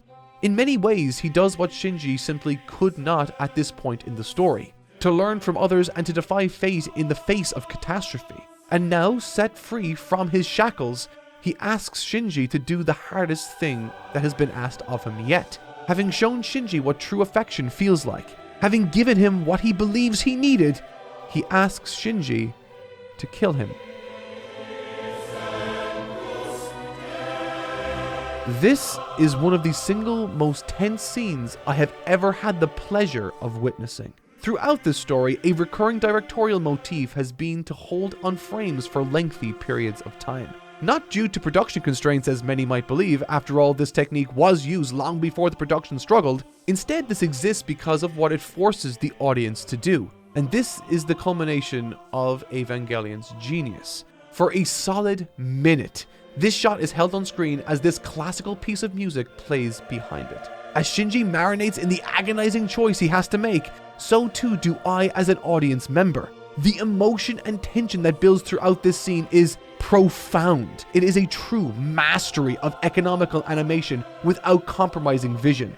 In this pause, it's as though I truly felt what Shinji must be feeling. A realization he must murder the one person who gave him what he wanted. An agonizing choice from the perspective of a character losing a friend, but a metaphorical dismantling of a character who represents and enables his desire for praise and affection. Throughout this story, I always wondered why these antagonistic forces were named angels beyond Anno's desire to borrow from a faith that felt foreign to him. This pocket of time between what was and what will inevitably be, I thought about what angels are in this story once again, and what they mean to those they encounter. And ultimately, I think they serve as a force to push us to confront and overcome the darkest parts of ourselves. That in the end, Kaworu was a vessel in which to say, the healthy decisions for yourself are the hardest ones, and ones that can only really start with you.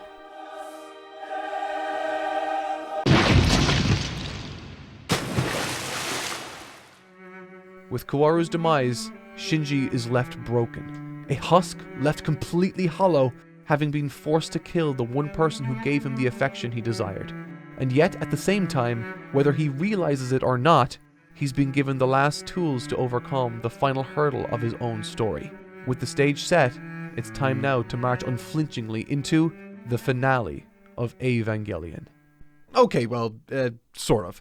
Evangelion is a strange beast, as will become undeniably apparent in just a moment, but not only in the ways that it deserves to be called strange. One depiction for the anime, partially born from indecision and time crunch, and the other a do-over, an entire film that stands as a more direct depiction of the finale's events, entitled End of Evangelion, released in 1997. Ultimately, while End of Evangelion and the TV ending are very, very, very different, they both largely contend with the same events. In broad strokes, after the events of Kaworu, shit falls apart, the human instrumentality begins, forcing our entire cast to truly contend with themselves as they are assimilated. That's the incredibly short version of what happens in both products. The difference between the two is in what and when. Where the TV ending contends only with that final instrumentality bit, dealing with the character resolutions chiefly, leaving the rest of the actual events implied, End of Evangelion gives us the chance to step back and see the physical events that lead to that journey. So, given that means End of Evangelion is chronologically first, it gets the honor of being tackled first. The End of Evangelion, the film. Off the back of episode 24, Shinji is left broken to an extent we've somehow never seen before. Throughout this series, this kid has experienced so much pain, so many challenges to his sense of self and understanding of the world. Toji, Kaworu, everyone close to him is either gone or distant. The only person in reach is Asuka, hospitalized, incapable of providing anything. Totally unconscious in front of him, Shinji selfishly asks for her to help him.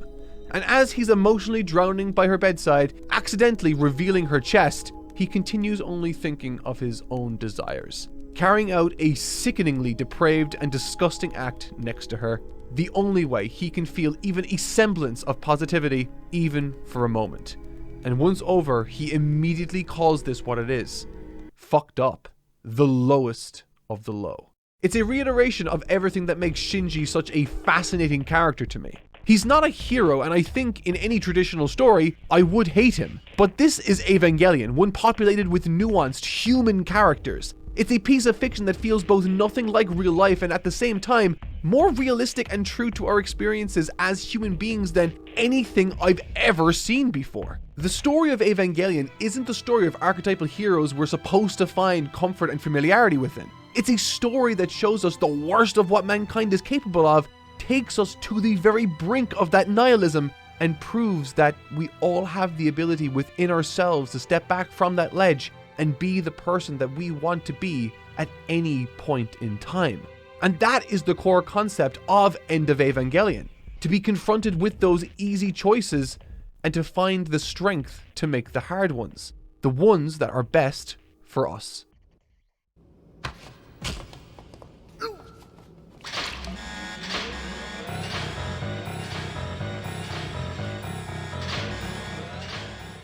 With NERV now having been compromised and stripped of all protections from the Japanese government, Sela is free to infiltrate, and the level of violence on display here is somehow even higher than that which we've seen with the Angels. But more than that, despite the oncoming slaughter, one of Misato's primary concerns is to protect the children, launching them into their Evas and away to safety. However, due to Rei being busy, being a clone, and Shinji unable to gather the will to now move, the only pilot able to be deployed at all is Asuka.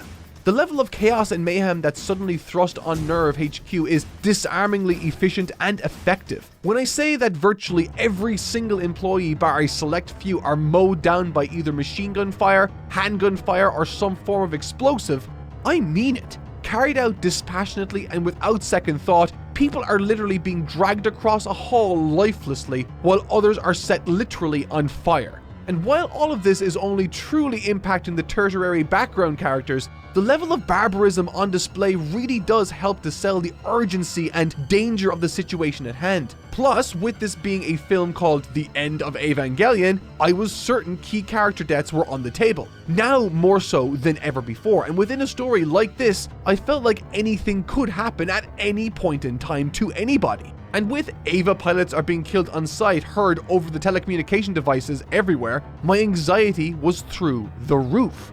And to think, during all of this, Shinji is just sitting there like a duck. A sitting duck, if you will. Not the time for it, okay. The tension orchestrated by this invasion, coupled with the dire state Shinji was dwelling within, left me with a true pit in my stomach. I had no idea what was going to happen. And then I saw Misato, locked and loaded.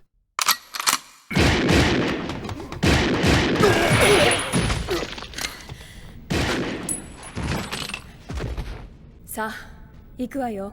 初号機へ。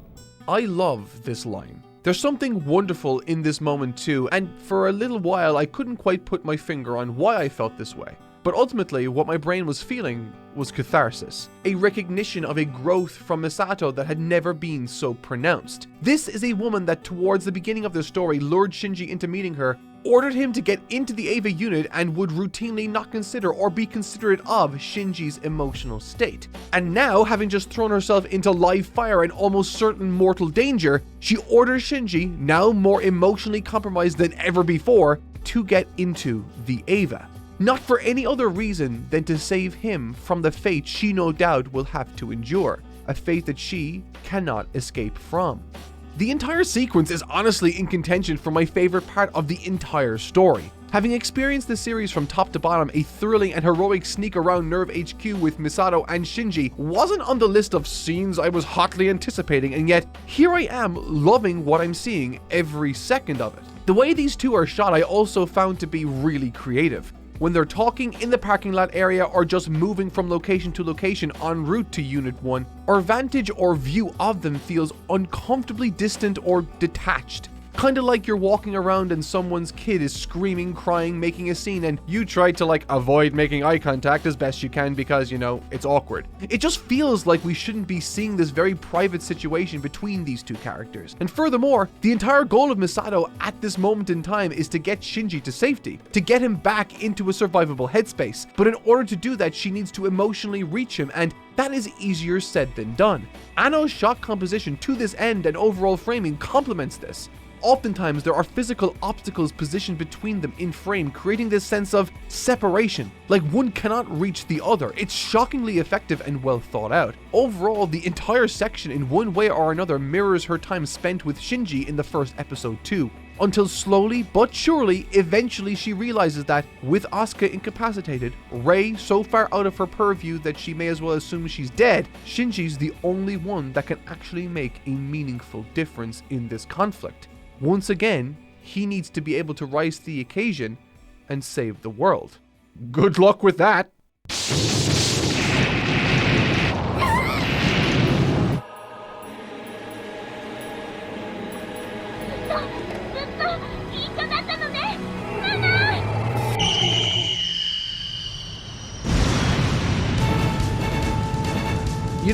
Due to the nature of this video, I've actually had a little over a week to ruminate on this particular creative choice. And I needed that because at the time I wasn't too sure how this one with Asuka made me feel.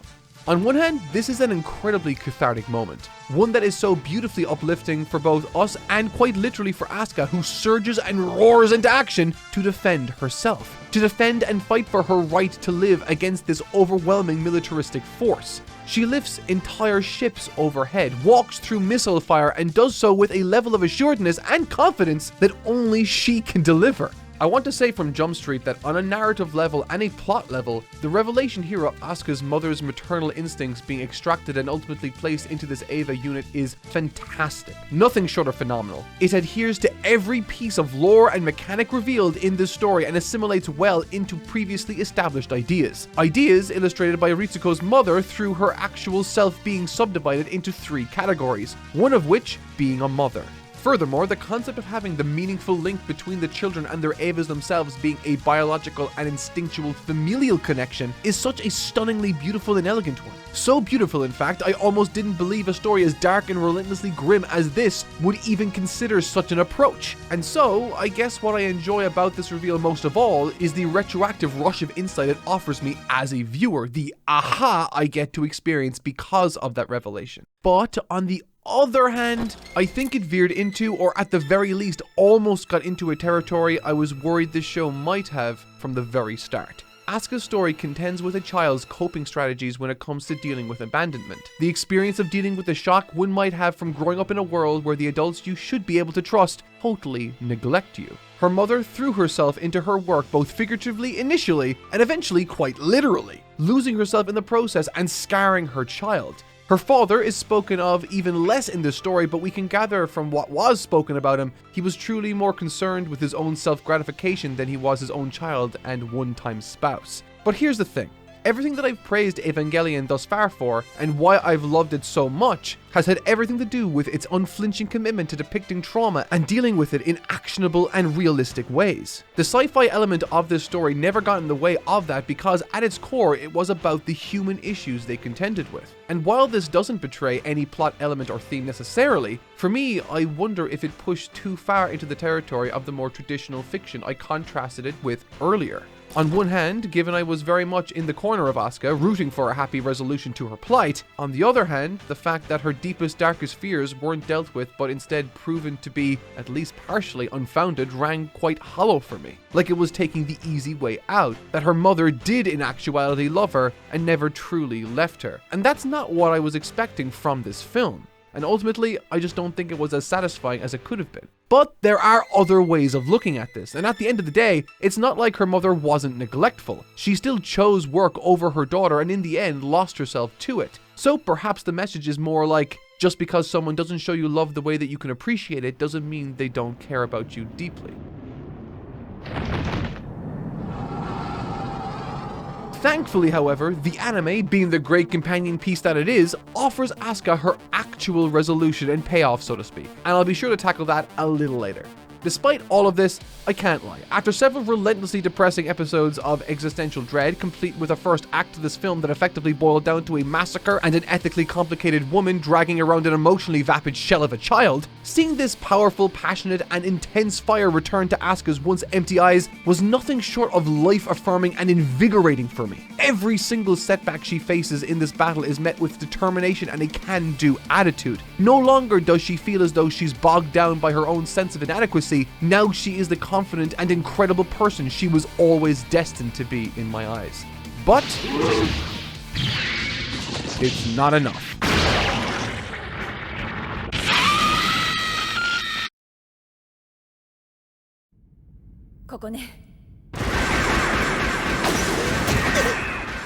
Of the many creative decisions executed during this film's runtime, while there are others that are shocking, weird, and, well, downright disgusting, this is perhaps what I found myself thinking about the most. Despite the circus of visuals and questionable ethics this film shines a light on for the world to see, what I always find fascinating about the various circumstances this story highlights is that no matter how absurd, grotesque, or on its face fucking wrong the actions committed are, there's always a deeper conversation trying to be explored. Much the same as Shinji, Rei, and Asuka that I spoke about earlier, Misato is a very complicated character, a very human character.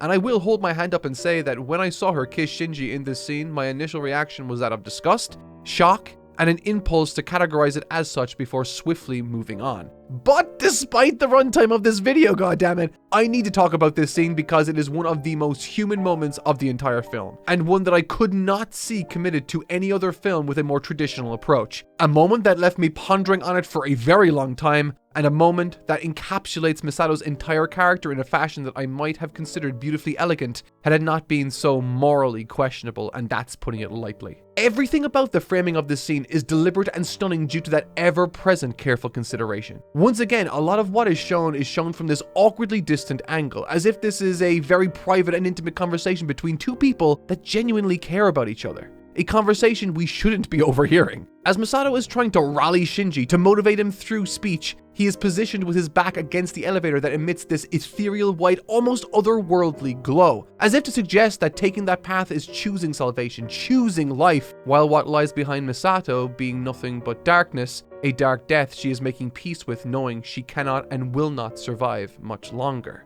As I'm watching this all unfold, I'm thinking about a number of different things. I'm thinking about the comments Misato said to Shinji when he first moved in, signifying that she wanted someone to live with as much as he needed somewhere to live. I'm thinking about the history she had with her father, someone who, like her, threw himself into his work and ultimately neglected his duty as someone to care for Misato. But when it all came down to the wire, he was there for her like she is there for Shinji in his time of need. I'm thinking about the weddings she's attended, the lives she hasn't allowed herself to lead, and I'm thinking about all of the subtle growth Misato has had over the course of this story, demonstrating that despite being the sort of person originally who would have leveraged her sex appeal to form meaningless connections with men and eventually lure Shinji into the circumstance in the first place, ultimately, that wasn't who she wanted to be. But now, there's no time. Asuka is outside fighting a losing battle alone. Her words aren't reaching Shinji no matter how much she has grown as a person. If Shinji doesn't join the fight, everyone, including him, is going to die.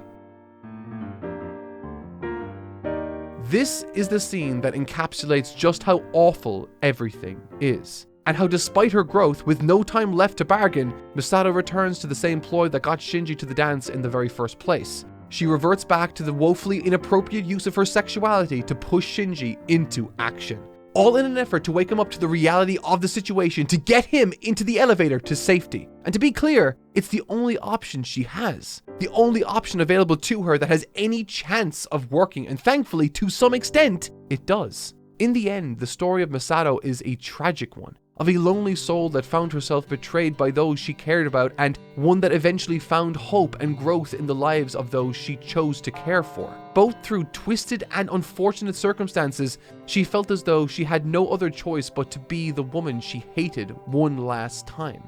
The entire sequence almost feels hopeless, rich with subtext that speaks to how complicated change can be, a scene that asks the question, can we change? As Shinji ascends within the elevator, now totally alone, there's a shot of him looking down at the same hand he looked at when he stood disgusted and ashamed over Asuka, with it now instead holding something of true value to him, the parting memento of Misato. As I now approach the 30th page of my script, I feel a rather intense pressure to gloss over the characters of lesser prominence within the story like Ritsuko and Gendo, but I guess I should stay true to character and take the long and painful path because, like I confirmed earlier, I truly hate myself. But I'll keep it brief. In the grand scheme of things, what I think Ritsuko, Asuka, Misato, and eventually Gendo's conclusions create is an atmosphere that anything can truly happen. Happy endings are not impossible, but they are far from an assured outcome. When it comes to Ritsuko, she was incredibly resentful of her mother, what she did and how she eventually betrayed her, and looking to seek revenge in some capacity and to make a choice that she herself could be proud of, she formulates a plan to destroy the facility using the Magi, killing Gendo along with everyone inside. But something goes wrong. It was explained earlier in the anime that the Magi was comprised of three aspects of her mother's personality: the mother, the scientist, and the woman. And in the end, the part of the AI that's associated with the woman once again betrayed her daughter, choosing instead to side with the man who used and abused her emotionally, once again leaving her daughter totally alone. It's an isolating conclusion to a character that in the end was largely what she hated most, her own mother. And in the end, it was her own mother who robbed her own daughter again of her ability to make that change she so feverishly wanted for her life. It's a terribly sad conclusion.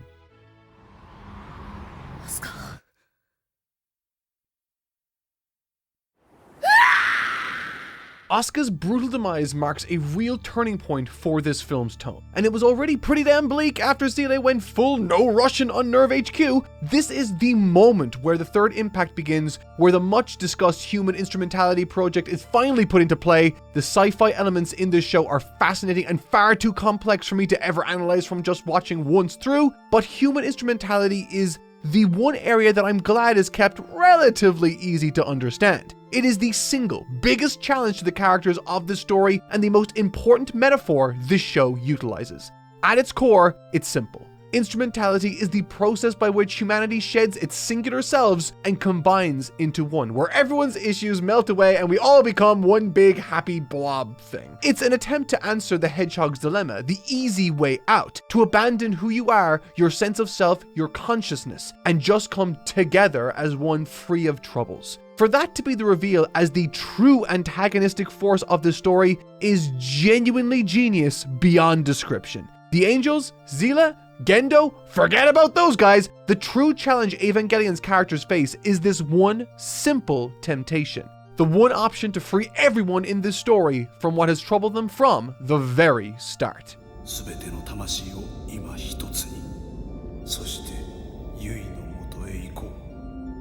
While Seele wants to evolve humanity into a singular god through instrumentality, Gendo's plan is somehow even more nuts. He wants to use this to be with Yui again. The whole thing is honestly batshit crazy. I mean, if you've seen the series, you know this, but Gendo's got an atom embryo in his hand, Rei's got the soul of Lilith in her, I think, and they've got to combine, which apparently means grab her titty, to make any of this happen. And it does happen, but not as Gendo wants. This is the conclusion of Rei's fantastically understated character arc in this story. Just a few episodes ago, she began to understand her sense of self, and yet she still reached out to Gendo. Now sensing Shinji's pain and seeing Gendo for what he is, she rebels. "I'm not your doll," she says before reuniting with Lilith and initiating instrumentality. But not with Gendo or Seele at the helm, she entrusts this all to Shinji. It's such a powerful moment for her character, one that provides agency for Rei, a very literal sense of self, and a rejection of her creator, the one she believed she solely lived to serve.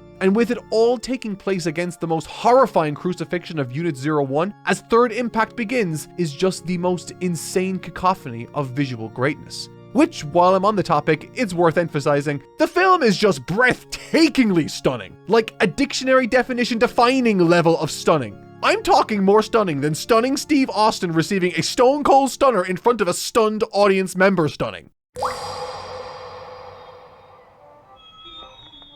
Instrumentality has begun, and for Shinji, there is no turning back. With Shinji shut off from the world, he begins what I would call phase 1 of his internal crisis. He has essentially been given the power of a god, the power to reduce the world to nothingness and end his suffering. And that thrusts him headfirst into a spiral of emotions and thoughts of self-loathing.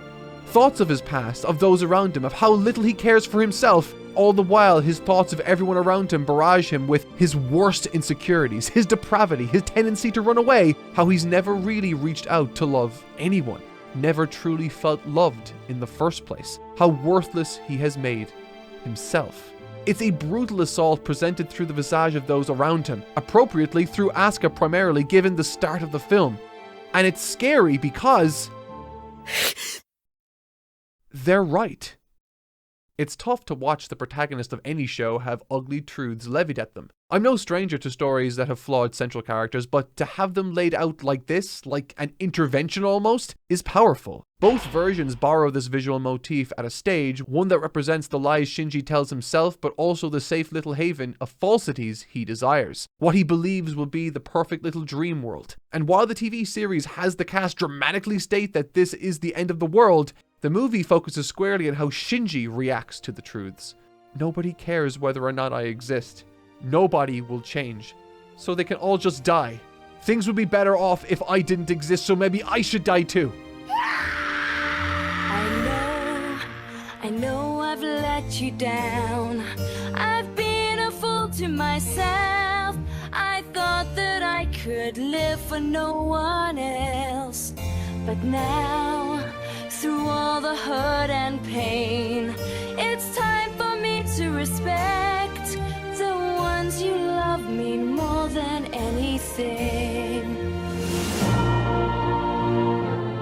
Shinji enacts instrumentality.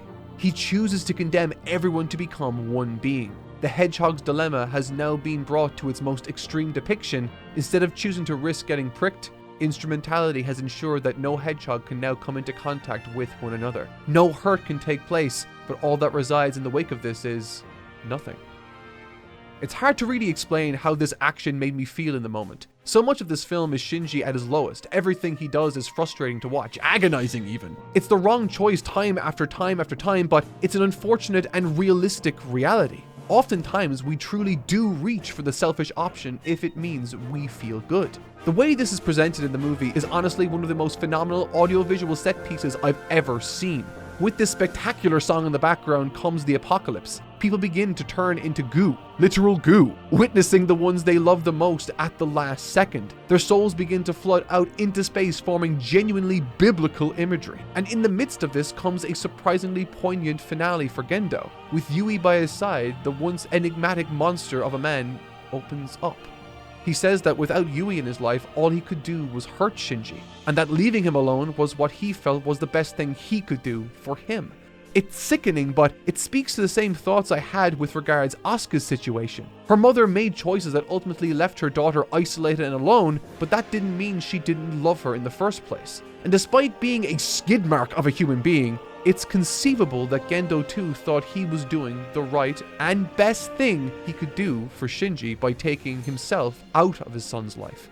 Without Yui, he thought of himself as not good enough, later confirmed when he admits to Yui that he's undeserving of love. As has been the case with every single prominent character in this series, when all is revealed, it's the Hedgehog's dilemma that remains at the core of it all, with both Rei and Kaworu effectively telling him that he chose to run away and that he rejected the world before it could be given a chance to hurt him back. He's almost like the worst case scenario for how Shinji's attitude in the series could lead him to turn out. It's almost sad that he comes to this realization of his folly too little too late, asking Shinji for forgiveness as he accepts his destiny. And with that, we now hit the pause button on End of Evangelion, because we've actually now arrived at the TV ending. It's kind of crazy to think the TV ending without the companion movie originally lacked all of this context we've discussed so far, but in all honesty, surprisingly enough, I don't think it's a bad thing at all. As any good viewer should, I of course watched the TV ending before moving on to End of Eva, and even with all of the surrounding plot being left implied, I honestly loved the TV ending to death and back. With the TV production itself completely crumbling to nothing by its conclusion, rather than use his dwindling resources to attempt to depict the final events as crudely and poorly as they would come out, Anno focuses in solely on the characters themselves, their emotional journeys and resolutions within instrumentality. What follows then is 44 straight minutes of character exploration presented almost like expressionist video art. Each and every main character gets their own time to almost literally sit down and work out their issues. With no one left out, no barriers remaining, all external forces stripped from the world as a result of Shinji's instrumentality.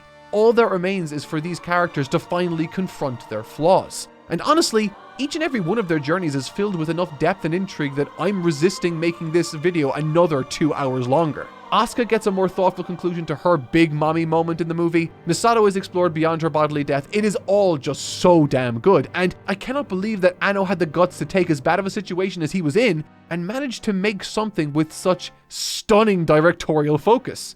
But in the end, what matters most is, of course, Shinji's journey. The entire final episode is dedicated to it, in fact. Titled Take Care of Yourself, there is no possible episode title more telling of this conclusion's themes than that. Once again, with nothing left, Shinji is forced to finally contend with his fundamental failings. There is no giant robot left to get into, no dad left to impress, no peers to reach for validation and love. Shinji has melted the entire world to orange Fanta, and as a result, has nothing he could possibly run away from anymore.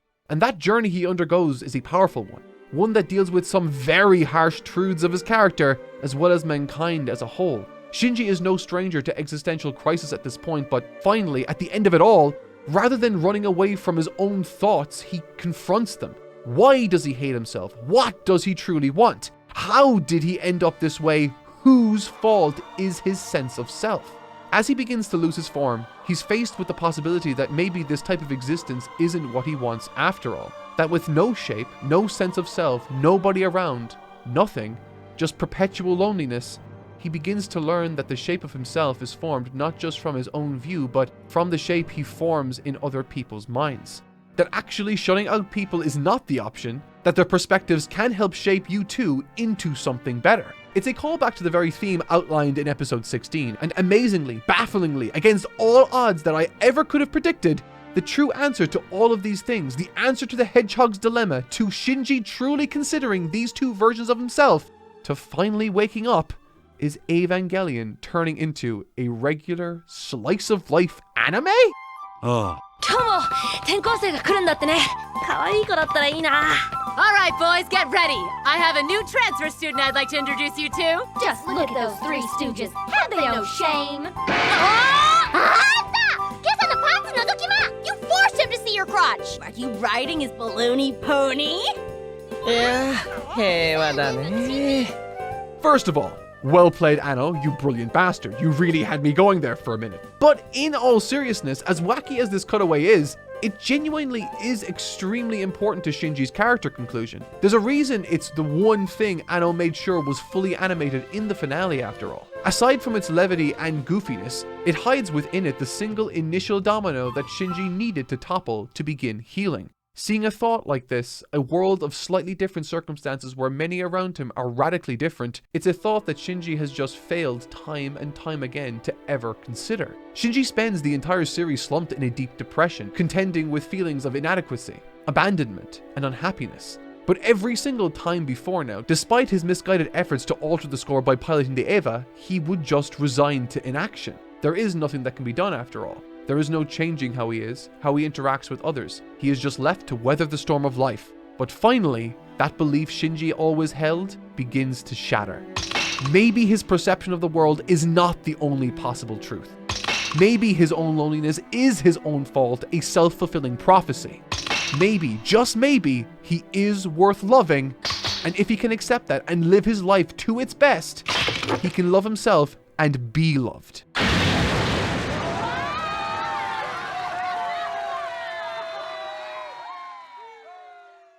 I'm sitting here in front of a plastic computer screen, artificially lit by this script, and even just writing about this moment in the TV finale is enough to have me holding back tears. It is so ridiculously, practically immeasurably powerful that the only emotion I can manage is thankfulness. Thankfulness that a story like this can exist and that a message so poignant is available for the world to see. The conclusion of the anime is not blindingly optimistic, and is still mired in ambiguity and nuance. The world is not completely saved, world peace has not been achieved, but it is still filled with an incredible amount of one thing: hope. Shinji and the rest of the cast around him have finally taken the first all-important step to healing. And if they can take that first step, what's stopping them from walking the entire journey?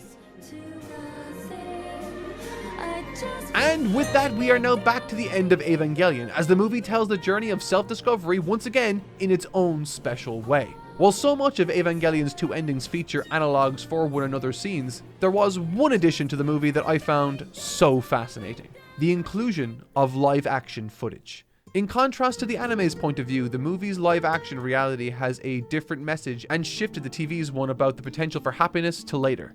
Instead, Anno presents something that challenges not only Shinji, but us as an audience at home. While Shinji slips into goop to escape reality, Anno posits that people often sink into fictional media to escape their problems. What?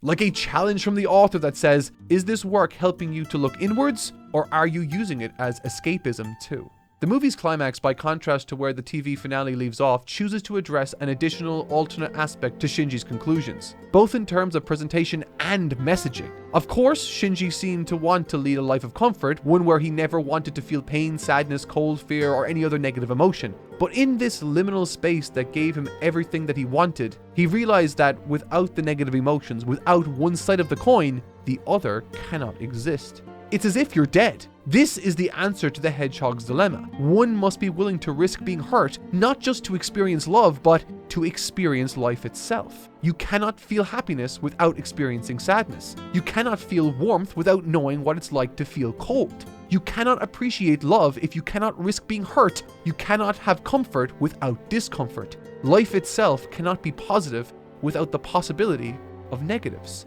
In a way, the story of Shinji is that of a natural pacifist, one who refuses confrontation and unpleasantness at every turn, forced to react until one day he was given what his actions and words suggested he wanted: a world free of conflict and suffering, a life free of everything. And when faced with the terrifying reality such a desire wrought, the most reactive character in the entire story actively chooses that which goes against everything he once desired. He chooses to live. Although presented differently, it's a similar message to the TV ending, packed up in the idea that perhaps everyone desperate for an escape from life will come to understand this. That although sadness will come, at least you aren't completely closing the door on any possibility for happiness. At least you're alive. 生きていこうとさえ思えばどこだって天国になるわ。だって生きているんですもの。幸せになるチャンスはどこにでもあるわ。 Shinji chooses to live, and as those beautiful words from his mother ring out over his rejection of instrumentality, a choice is given to everyone: to reach the same conclusions as Shinji and to live again, to believe in themselves and the pursuit of their own happiness. And I find that infinitely more powerful than a perfect resolution ever could be. This doesn't conclude with the hero of the story standing triumphant in victory, overlooking the world he saved with everyone he loves. This might not even be an ending that sends everyone home feeling good. And I think that's kinda perfect. Not because it's satisfying, but because it's real. It's messy. People don't change like that with the flip of a switch. That's not how humanity works. So although the world is left in ruin and the people have yet to all return, at least it's a world that can be rebuilt with the foundational strength born from the choice to reject instrumentality, to accept oneself.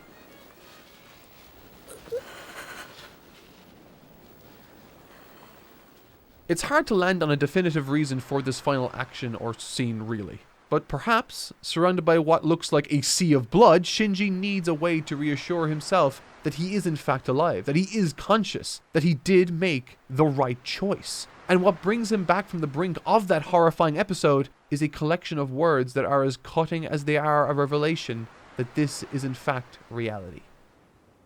気持ち悪い。 A fitting, albeit measured response from someone who had been taken advantage of by Shinji during their most vulnerable moment in the story's opening. Seemingly calling him out for the reprehensible act that he was so ashamed of earlier, it's the perfect callback to help Shinji realize that he is indeed back in the land of the living, that the world is not without consequences, but he is in fact alive. Because this isn't an ending that tries to hide mankind's most awful qualities, one that opts to shine a light on only the good, this is an ending that basks in the horrible, messy, wonderful, and bizarre experience that is being alive. This is the perfect distillation of the human condition and created, in my opinion, the perfect ending. To tell you the truth, despite the runtime, I'm not sure how I feel about this video. In the beginning, I established a mission statement and more specifically a goal: to make good on a suggestion my friend had offered me. To watch this series from start to finish and truly try my best to appreciate and understand, in the hopes that it would help bridge the gap of my understanding in their struggle with mental health. This story shone a light on numerous mental hardships, seldom discussed now or at the time. Ones relevant to countless people around the world, and yet, my most profound takeaway rather selfishly concerned myself. I spent weeks watching, studying, and writing this script for a series in the hopes of learning more about my closest friends, and what I take away from this is something for myself? As it happens, I'm more like Shinji than I'd like to admit. It's been a frustrating experience to say the least, and not just to that personal end. The more I watched this series, the more I wanted to make the best video I could, the more I felt as though I was a failure at the end of writing this script. Despite giving everything I have, including the invaluable help of 2 wonderful assistants, I still wasn't able to cover everything this series deserves. Asuka on her own could facilitate an hour-long character study, as could the other 2 main pilots. with arguments very easily being made for the supporting cast also. There's a fascinating conversation to have on the topic of world building, and I hardly got to examine the tip of that iceberg. The means with which this story drip feeds information is astounding and unlike the vast majority of stories I've consumed over the years, which simply risk immersion for the sake of explicitly communicating exposition. It has a deep, profound respect for the audience's intelligence, the director's vision, and I can absolutely see why this story stands up to, and in some cases gets even better upon subsequent viewings. The little mannerisms that color a character's decisions and movements are all meticulously present. Everything feels real, deliberate, and it's all the better for it. I hardly got a chance to touch on this story's staggering proficiency with regards to production and artistic approach. There's an additional hour-long video essay on the economy of this series design alone left unexplored. Still images are held on screen for tens of seconds, if not minutes at a time, with no movement whatsoever. But the illustration paired with the lighting, color design, layouts, and dialogue made those some of the most interesting and captivating sequences not just of this show, but that I've ever witnessed. This hard work deserves to be seen, truly seen, and no matter how hard I tried, I feel as though I just failed spectacularly. But the more I look at it, the more I look inward, the more I come to realize that it was always going to be that way. When I first started this channel, I was alone. I would work 7 days a week with no breaks. 2 days for topic conception, scripting, and recording, with the rest of the week assigned to editing. I was always terrified of not trying my hardest because if I didn't stretch myself to that limit, I could say that I could have done more. And as a result, I would then call myself lazy, and I honestly just, to this day, still can't live with that. Eventually, I would hire more people onto my team, and I did so in order to create more time for myself and my family. However, that same insecure part of my personality, after every hire, would just reallocate this extra time to improve videos elsewhere. I'd hire an editor and boom, the videos got longer. I'd hire someone to cover my sponsorships and admin responsibilities and boom, videos got longer again. I'd hire a writer to contribute and assist in cleanup of my scripts in the hopes that they could keep them from expanding in further scope. Boom. Once again, the complexity of my projects on average would just expand and continue to skyrocket upwards. Never relenting, never giving myself the slack I initially created these positions in my team to facilitate in the first place. All because having idle time made me feel uncomfortable, like I was unworthy of it. In this sort of fucked up way, this project I undertook simultaneously stands as a monument to my inability to truly capture everything I felt. It's sorely deserved, and subsequently, as a cautionary tale to those that don't treat themselves with the love and respect everyone should deserve. But like I said, I don't know how to feel about this video. Because while there are plenty of negative emotions circling in my head, as there always are, in a roundabout way, now that I think of it, there are other takeaways to acknowledge here. Through experiencing this dramatic and engaging character circus, through acknowledging my own failure and inability to capture what this series meant to me when I put pen to paper, through the introspection this series forced me to undertake, my realization of what I feel I am, a failure, a burden to my team, and ultimately unworthy of love, I think through that I have found, or rather exposed, a common ground that I might be able to use to better understand my friend and anyone else that suffers with these same struggles in their mental health.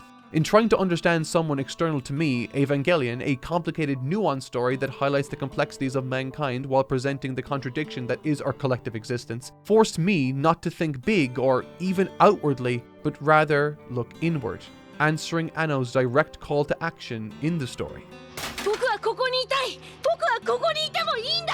So maybe it's okay that I didn't get to say everything I wanted to. Maybe I can learn to be okay with that. Maybe the secret to actually understanding each other is less in the truest, most comprehensive and objective discernment of another's struggles, but rather a willingness to engage with and never stop trying to reach and understand each other. At the end of the day, much like the Hedgehog's dilemma suggests, as human beings we crave connection but despise discomfort. One clearly prevents the other. Furthermore, as the series eloquently pointed out, there are two versions of us that exist, one in our own minds and one that exists in the minds of everyone else we know. So, perhaps, at the end of the day, it's our job as friends and family members to make sure that we never stop trying to understand, care for, and reach the inner versions of those we love. And at the same time, maybe it's our collective responsibility to treat ourselves with a modicum of respect and dignity so that if the occasion arises and one kind soul does manage to successfully reach out, we can summon the strength necessary to stand up, believe in the possibility that we deserve happiness, and reach back. Thanks for watching. Fly me to the moon, let me play among the stars. Let me know what spring is like on Jupiter and Mars. In other words, darling, kiss me. In other words, hold my hand. Fill my heart with song, let me play forevermore.